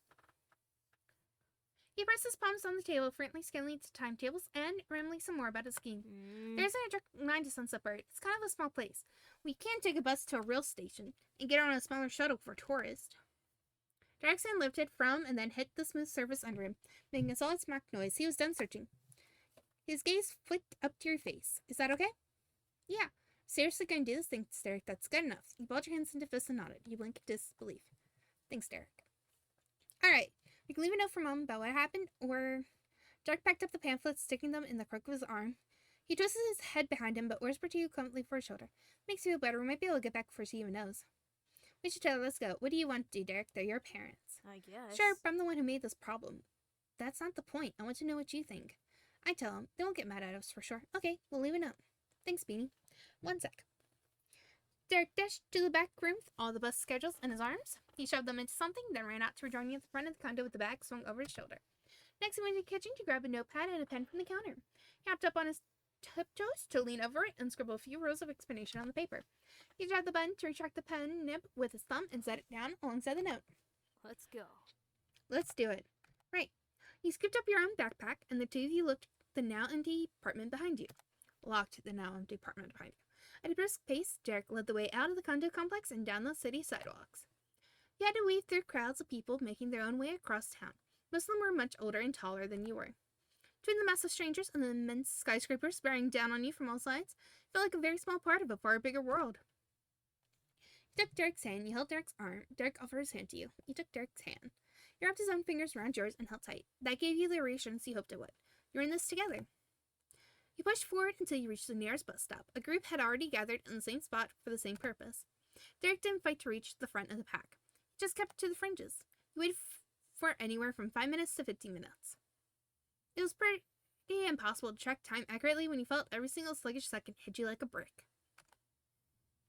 No matter how long it actually was, it was enough to think time. It was enough time to think. Hey! I don't know what you're talking about, Crow. Me, a brat? Never.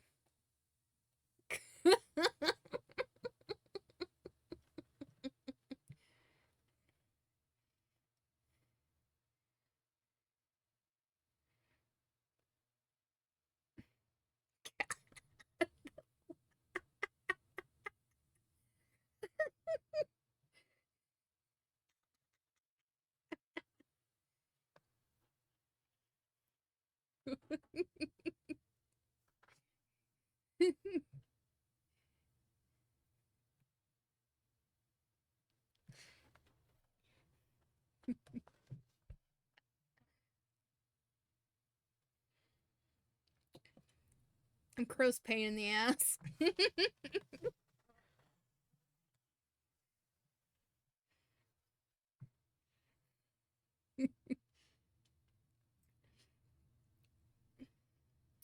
A pair of you had felt as though you couldn't possibly seriously get to a bus and go back to Sunset Bird without any of your parents. That just wouldn't happen.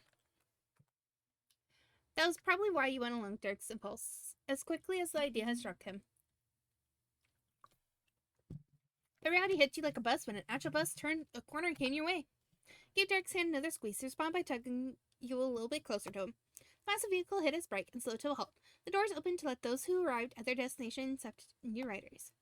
The crowd jostled together and filtered through, and from the door, you and Derek went in at the tail end of the group. You had enough change in your pocket to pay the fare. Derek flashed a bus pass for his entry. Say, the bus was as overflowing with people as the streets were. You had to shuffle while turning to your side to get through the aisles without knocking into the arms or legs of other passengers. There's barely enough space to breathe. The humid summer days had never been more miserable. You couldn't even find seats that were side by side. Instead, you had to settle for 2 aisle seats that were across the way in one row diagonal from each other. The minute you had to let go, Derek, which was the worst of it all. The back door creaked and swung closed. You rocked it as the wheels began to turn. Relax as best you could. You wanted it to move faster. You began to feel nausea from everything. Despite what was going on, it was exciting to be there. You were scared. You relaxed as best you could. You'd already committed to going along for the ride. Derek didn't attempt to start a conversation now that he really could in this hectic place. With the distance between you, he'd become completely focused on watching for your stop.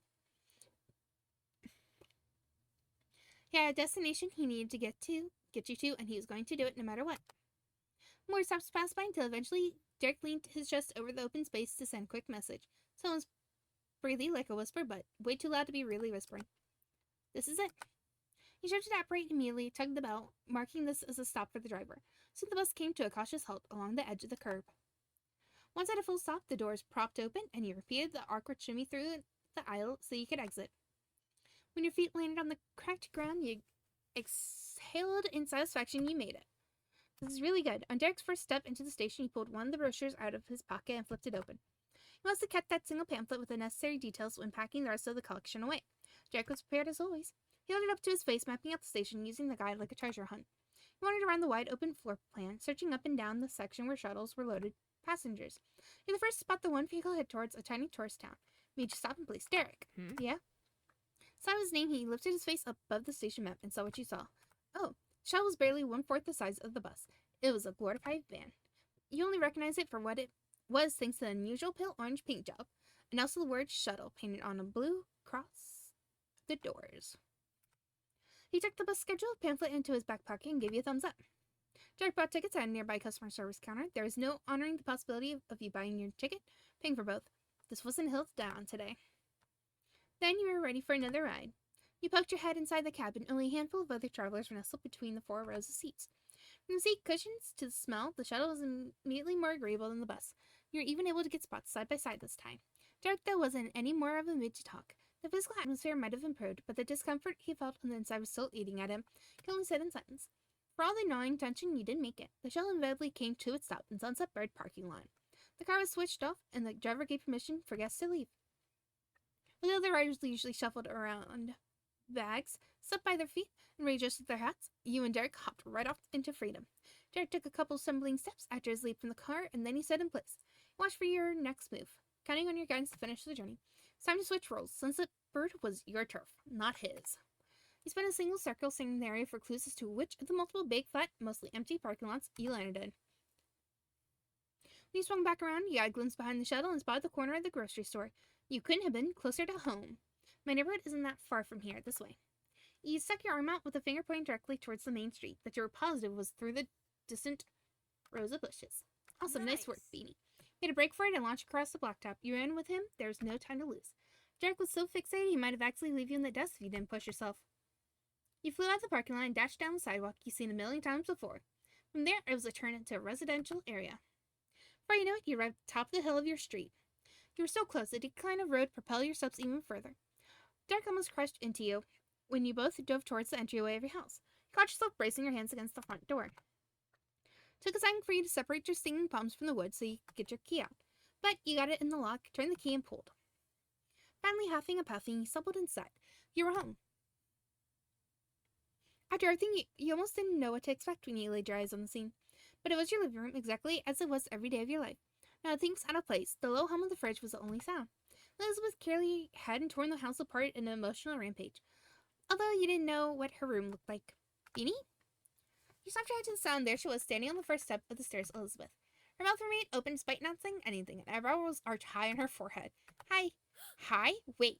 Is that why you're calling to tell me you're coming back way early? Well, you explained everything directly. You joked about the whole sabbatical. You awkwardly admit what was going on. You casually broke down the situation. You awkwardly admit what was going on. You swallowed thickly, despite how quickly you put your plan into action. Explaining those actions suddenly felt like a huge ordeal. This was likely the same discomfort Derek had felt when he had to take the plunge and bring up the topic with you. Feeling suddenly, he tried to explain. It's Father's Day, and you were by her. It's Father's Day, and you were by yourself. We wanted to come be with you. She let out a single derisive bark of laughter, and Moyer was threatening to spill out. It wasn't the worst reaction you could have gotten, all things considered. How did that even come up? The tips of Derek's foot scuffed at the wooden floor. Ma kept sparkling clean. He meekly confessed his part in the debacle. I wanted Beanie to spend the night at my place so I could make sure she wasn't sad or something. That's what I was hoping for anyway, but it wasn't a great plan. He couldn't help sneaking a shy glance at you. The mocking humor that colored her face was wiped away. In a zeroly deadpan way, she said 2 words. Oh. That's adorable. That was enough to end the conversation. Derek had no comeback, and your sister was simply stared blankly. Was this mistake to an outcome? Does that mean you're okay? Come on, how are you really doing, Elizabeth? You didn't speak either. Does that mean you're okay? A serious, uncomfortably 3-way staring contest commenced. You kept your focus locked on your sister. She did the same to you. Derek flip-flopped between Elizabeth and you. Then Elizabeth caved. She punched the bridge of her nose and groaned dramatically. Fine, you could win. Today was annoying. Not because I care that I only get to have 2 moms and can't celebrate Daddy Day. It's because every year everybody else is busy and I'm stuck doing nothing. And so now I wasn't in sunshine and rainbows kind of mood. It didn't help that you ended up getting off that boat either. And then you called me. She whipped an accusatory finger right at your chest. Rude. You gone to have a party with your friend out of nowhere and decided while doing that to give me a ring while I was stuck in the house like a loser? Rude. That's why I hung up. Her smirk returned much more earnest than before. I didn't think you were going to race across the city to come keep me company. That kind of affection teasing from your only older sister warmed your heart. It was special and all discomfort was worth it. You could already tell today would be something to laugh about for years to come. Derek remained serious. He blinked in rapid succession, mustered up the will to continue with his regretful appeal. Elizabeth, I'm really sorry for not thinking about this more. Elizabeth cut that right off. She switched her hand in front of her face, trying to physically bat away Derek's sentiment. No. Don't be pleased. Save your energy. She settled the tips of her fingers against the center of her forehead, with her hand resting on her hip that she drew to the side. It's not your job to babysit me. You're not my big brother and not the one you like. Elizabeth was as sassy as ever, and Derek's overly self-reflective maturity seemed childish when cast in that light. A dark red blush grew across Derek's cheek, but he smiled. It was a good reminder that he demanded a lot more from himself than others did. As if for the first time, your sister praised you and Derek, huddled together, slightly frumpy from the journey. Oh dear, where are my manners? I've got guests, and I haven't even offered them a drink. She shrugged one arm, sashaying over to the kitchen and opening the fridge. Not very politely shouted out, while sticking her head into the chilled shelves. What do you want? Thanks. Just water, please. Water for me, too. Apple juice, orange juice, tropical juice mix, cola, lemon soda, root beer, milk, soy milk. I don't want anything. You didn't speak up. Water for me, too. 2 waters. So 2 bottles of waters on the counter with her hand were free. When her hands were free, she reached back in the fridge, snagged the carton of tropical juice, as well as a glass for herself. Elizabeth poured a glass of juice for herself. One more time, Elizabeth, the demure hostess she was, shouted at you from the kitchen. Come and get it. She punctuated the statement by bumping the fridge door shut with her hip. Then she walked back to the living room, taking a sip of her juice. Derek took upon himself to pick up both your drinks. He went straight to the kitchen, grabbed the drinks, and then returned to offer you yours. You accepted it from him. Thanks. It made your sister snicker over the rim of her glass. Her gaze stayed on you while she lowered herself slowly to sit on the floor. She had a quick look at Derek, but ultimately rejoined your sister on the ground. The 3 of you arranged yourself in a small circle shape, each with your little drink in hand. It almost felt like being a kid in kindergarten again. Elizabeth lifted her cup over the center of the grid. Come on. To this auspicious occasion, cheers to us. As sarcastic as her tone was, the fun she was having was genuine. Cheers to us. Happy Father's Day. Bad Father's Day, you teased. Happy other Mother's Day. He lifted you drink. Cheers. He thrust his own drink out in celebration for bringing it back down towards his chest. He twisted the cap off the water bottle and gulped down about half of it in one go. Derek ideally wiped his mouth when Elizabeth asked the flat question, How did you actually get here? Is Mr. S idling in her minivan out there? Derek's reply was perfectly cheery. After a long wait here, his bark was finally coming back. Nope. No, we took a bus. A bus. And a shuttle. None of the buses go right into Sunset Bird, but we made it. Well, obviously, you can see that. Okay, another question. Are you going to be completely grounded for this? Well, let her know from my mom. She'll understand. This was an emergency, or it could have been one. Huh. You're welcome. We were on a mission. Felt incredibly bashful. It's worth it no matter what happens. He simply shrugged. Elizabeth rested her eyes shut and took another long sip of juice. I won't tell our moms. Thanks. That's cool of you. We should go now. Would you want to hang out for a little while? Let's make Father's Day cards. What? We can still celebrate the holiday.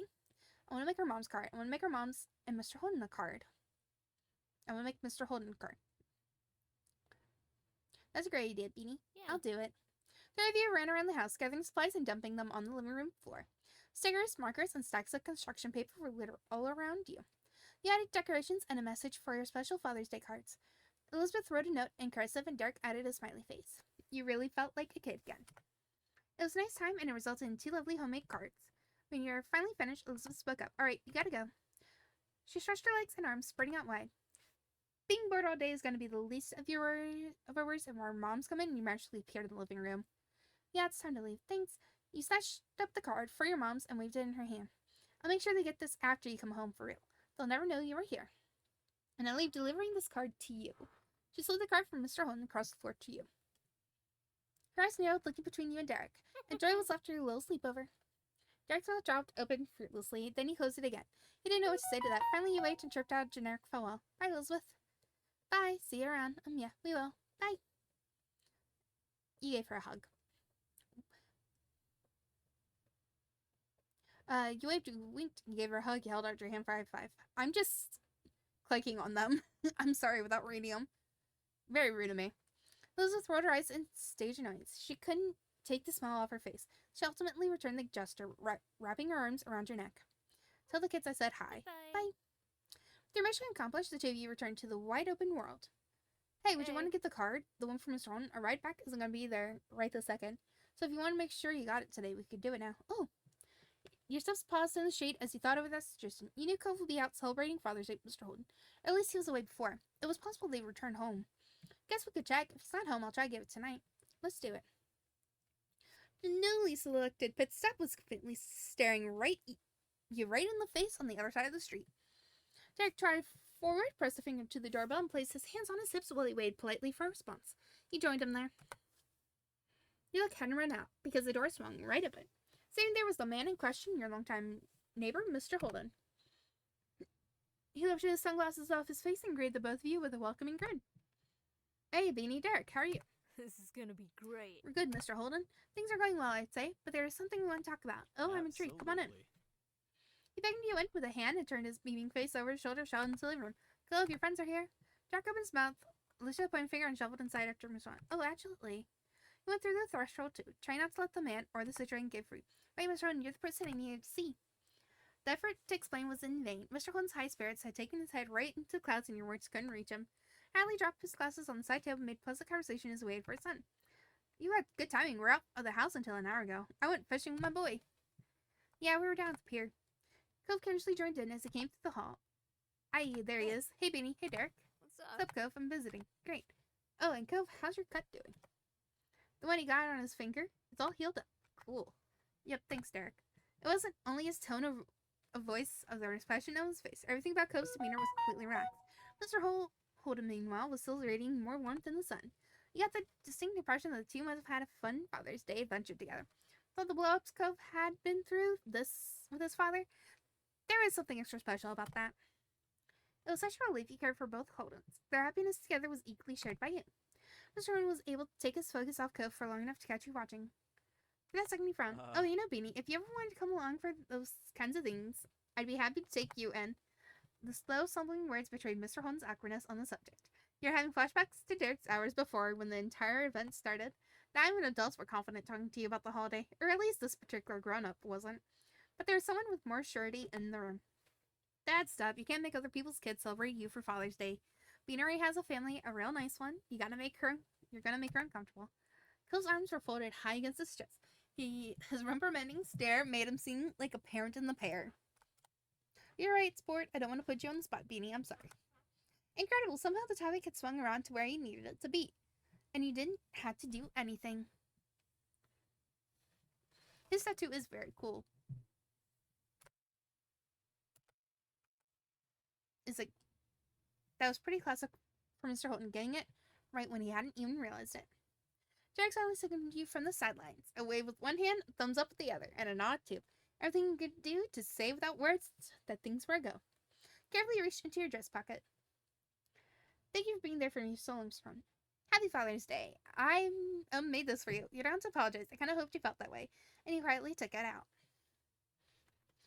You don't have to apologize. I kind of hoped you felt that way. This is for you. You played your card, going all in and holding it up in front of Mr. Holden's face. Mr. Holden clutched the center of his shirt and fumbled into the side table. The bump made his sunglasses clink to the floor. The reveal literally knocked his glasses off. He exclaimed in amazement. Wow. Mr. Holden accepted your gift. Using both hands to pick it up, he needed to actually grasp the card for it to sink in that it was really for him. Nice That's cool. work. Go home placatingly. Still looking like the adult in the equation, though instead of a parent, he was taking the role of a teacher praising during show and tell. Yeah, it is. Is that alright, Cove? You seen Mr. Holden's reaction, but his son's opinion on the gesture would help just as important. He really shrugged, and that flowed into him stretching his arms over his head. I didn't think someone else would want to congratulate my dad today. His arm came down, so a hand scratched behind his ear. I mean, you know what he's like since the first you ever met him. But if you do want to do that, you should. It's nice of you. He could use more people to do things for him. It's okay. I'm sorry if I made you feel left out when you definitely showed out. And you and Co shifted your gaze away from each other and towards Mr. Holden. His head was bent over while massaging the back of his neck. His long strands of muted gold hair fell over his face. That was Cove's dad, and in a small way, your dad too. Thanks, Cove. Well, he doesn't have a lot of competition in the dad department, you joked. I like what he's like. You smile shyly. He doesn't have a lot of competition in the dad department. Yeah. That's better than nothing. Out of the corner of your eye, you caught a glimpse of Derek throwing his hands up in a cheering gesture. His celebration of your success was as dramatic as it was silent. You done a good job. Thanks for letting us come over. We did have to go back, though. Of course, you're busy people. Take it easy. Bye. Yep, it was awesome. Bye. Jet ski boy. You're on top of the world when you strolled back out on the street, even if it was only for a few minutes. Got to have Father's Day with Mr. Holden Cove. That was so good, Beanie. Thank you. I think it was too. From a totally normal evening to a living room campout to a grand commute home to being accepted the way by the Holden family, and all without warning, it was enough to leave you breathless. That was followed immediately by an entirely different type of being out of breath. You and Derek made another mad dash to catch a ride home. You did not want that detour to make you miss the shuttle. The pale orange 12-seater came into sight and parked at the far edge of the lot. You and Derek got your tickets to ride and hopped on. A few scattered tourists in their sunset floral patterned shorts were seated throughout the cabin. The small number of people in the space still felt cramped because of the limited room in the car. You could smell their sunscreen in the air, and a slow curving motion the shuttle pulled out. Derek sat rigidly, slightly tapping his pointing fingers against the top of his knees for the entire trip. No words were exchanged by anyone, except a few rules and updated mumbles out by the driver. People retired from their own long adventures out in the world. You could only imagine what the strangers sharing the shuttle had been through while barely audible acoustic guitar tracks played on the radio. Eventually, the shuttle arrived. Each person went their separate ways, except for you and Derek, who stayed by one another's side as a pair. He navigated the station with maps he had kept tucked in his back pocket as a guide. Finally sat down in the deep blue, well-worn fabric of the city bus seat for the last ride. When the bus pulled out this time, Derek wiped his brow with his wristband. He made it back to Derek City. No mortifying calls would have been made from an overpriced bus stop payphone to beg one of your parents to come get you. Derek slipped lower in his seat, stretched his legs out in the aisle. The bus wasn't even half full, so making a little extra room for himself wasn't going in anyone's way this time. On the outside, the sun was still dipping under the horizon, giving the air relief from its sweltering heat. It all came together to make the metal tube of public transportation less suffocating, totally incomparable to the experience he had at the height of the afternoon. Now it was safe to relax. Phew. Good job, us. He chirped with a mixture of relief and fulfillment, like he just had an 8-hour shift at a serious adult company. It was an honest day's work. Thank you for helping me, Derek. I really appreciate it. I really appreciated all this, you know? It means a lot to me that you were here. I think this was the best Father's Day I've ever had. Thanks. I think this was the best Father's Day I've ever had. Derek made a big show of swatting his hand nonchalantly, which pretty much completely precluded it from being a casual gesture. The grin on his face couldn't even pretend to be unaffected. He was thrilled. I try. No worries, Beanie. Siblings look out for siblings. And he looked directly at you. Friends look out for friends. I know that I can count on you to help me out with the bros when I need it. We're a good team. Right, I'm here for you too. I can always rely on you. Thanks for holding my hand before. Smiled at him, you rashly stared at your hands. We're a good team. Yeah. Oh yeah, we're still team last. You rested your head against Derek. You put your arm around Derek's shoulder. Derek leaned against your shoulder, relaxed into the back of the seat. He looked out the window. Now rest your head against Derek. Gently shifted over to let the side of your face nestle against your seat, neighbor. Derek's eyes fluttered close with a sweet sigh. You were snuggled in for the final leg of the journey. All you had to do was wait. There was a soft vibration in the back of the bus. It slowly went up your spine and all the way down to your tips of your toes. During the ride before, the station had frayed at your nerves. Now it was soothing. With every stop that passed, your eyelids grew heavier. If yours wasn't just the fourth one down the line, you might have fallen asleep. You and Derek were the only ones who got off at that point. The two of you hopped from the front door of the bus onto the sidewalk. Derek leisurely retraced the familiar path he had gone on with him, matching step for step. It was peaceful, and with how close he had been to dozing off, it almost felt like walking through a dream. Finally, you arrived at the Torres condo after a long, eventful afternoon. Away. You may not have lived here, but seeing that door made you feel welcome and safe. Derek clicked his key into the slot and pulled the handle forward. All traces of sleepiness that had lingered in your eyes were instantly wiped away. Derek unavoidably tripped the wire on a mini explosion. Derek's back! He is so adorable! No one can tell me otherwise. He is adorable. Just, like, look at him. Look at that little face. No, Beanie, why are you telling me no? Why are you telling me no? It's just saying how adorable this kid is.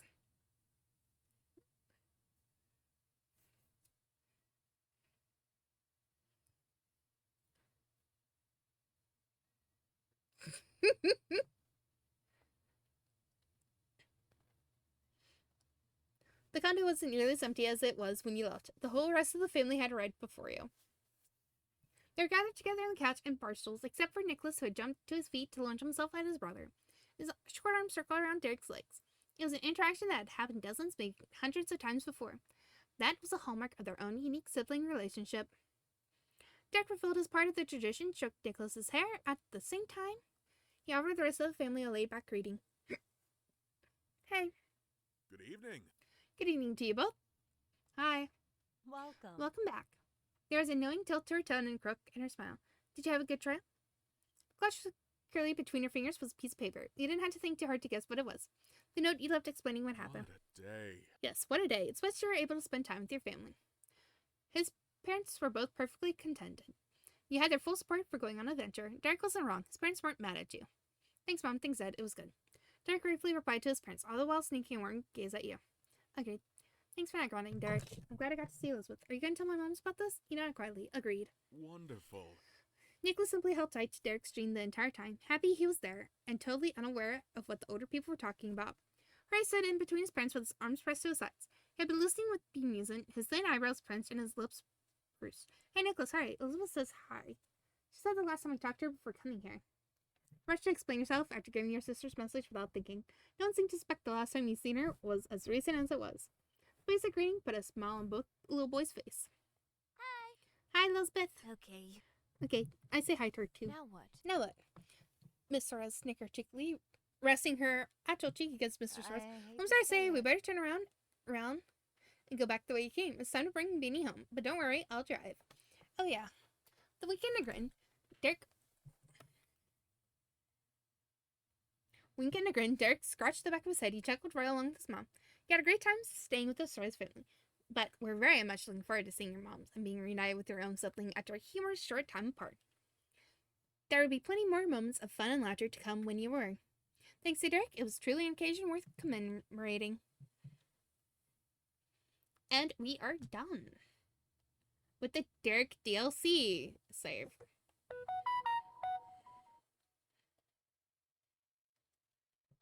Hi, Peaches. Okay. And on that note, everyone, we are going to be ending it because it is time to end it.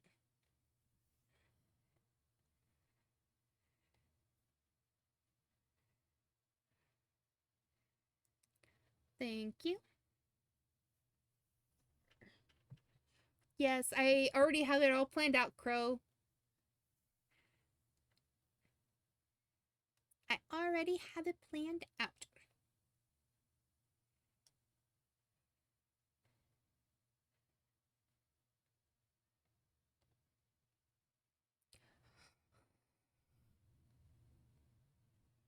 So the next time I'll be able to stream this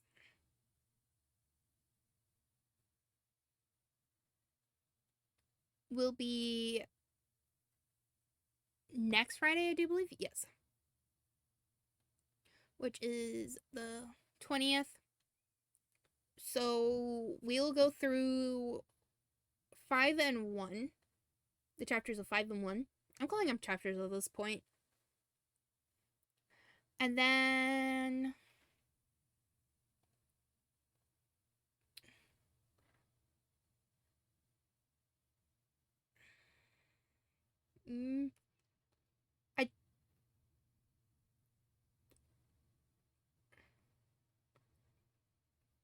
I don't think I'll be able to stream it the week after because I have plans.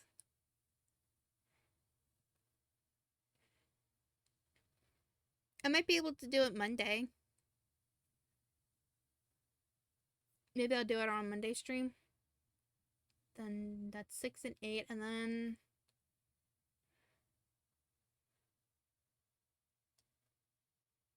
July 4th will be the last one of this little one. So we'll finish the last one. Beanie has plans. Beanie's doing that charity stream stuff with Nibble, remember, Crow? That's the thing after next weekend. I'm also doing a stream with Goopy.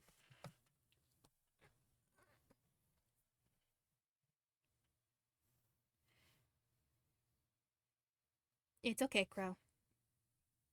We know.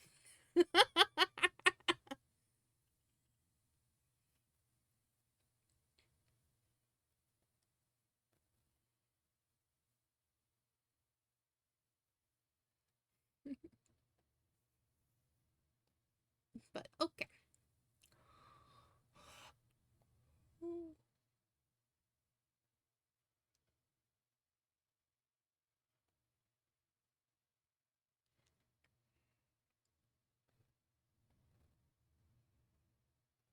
On that note,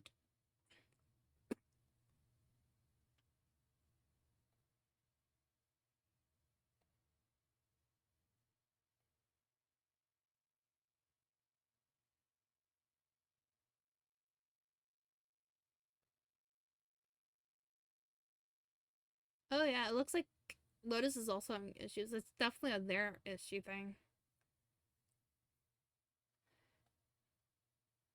Damn. I think this is the first time that Sound Alerts has fucked up.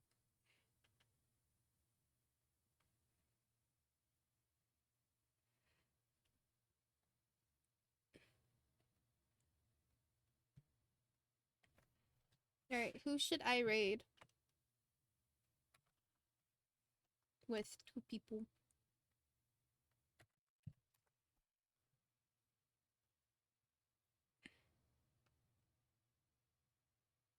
I was gonna say, is that supposed to be flex? I was just like...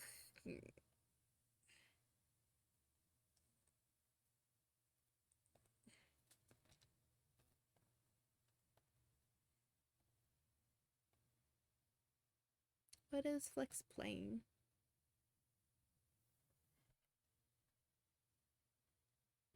If my mouse will let me move! Mouse! Work!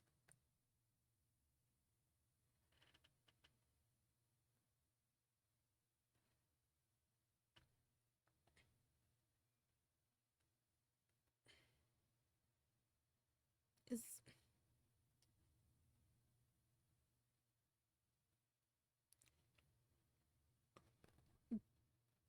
is Dune Awakening.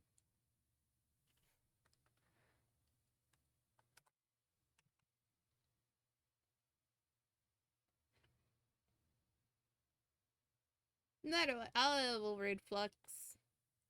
Because...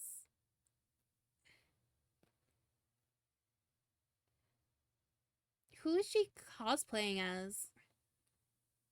It has to be from the game, right?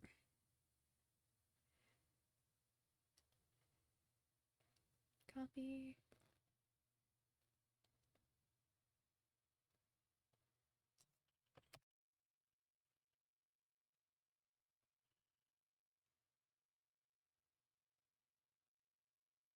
Sounds about right.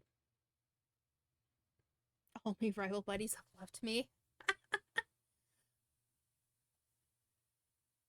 Poor Crow. Got left behind.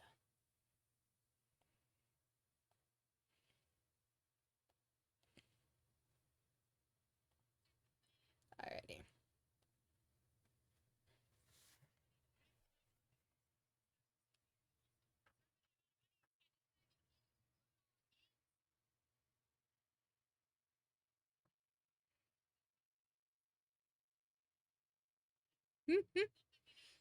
Alrighty.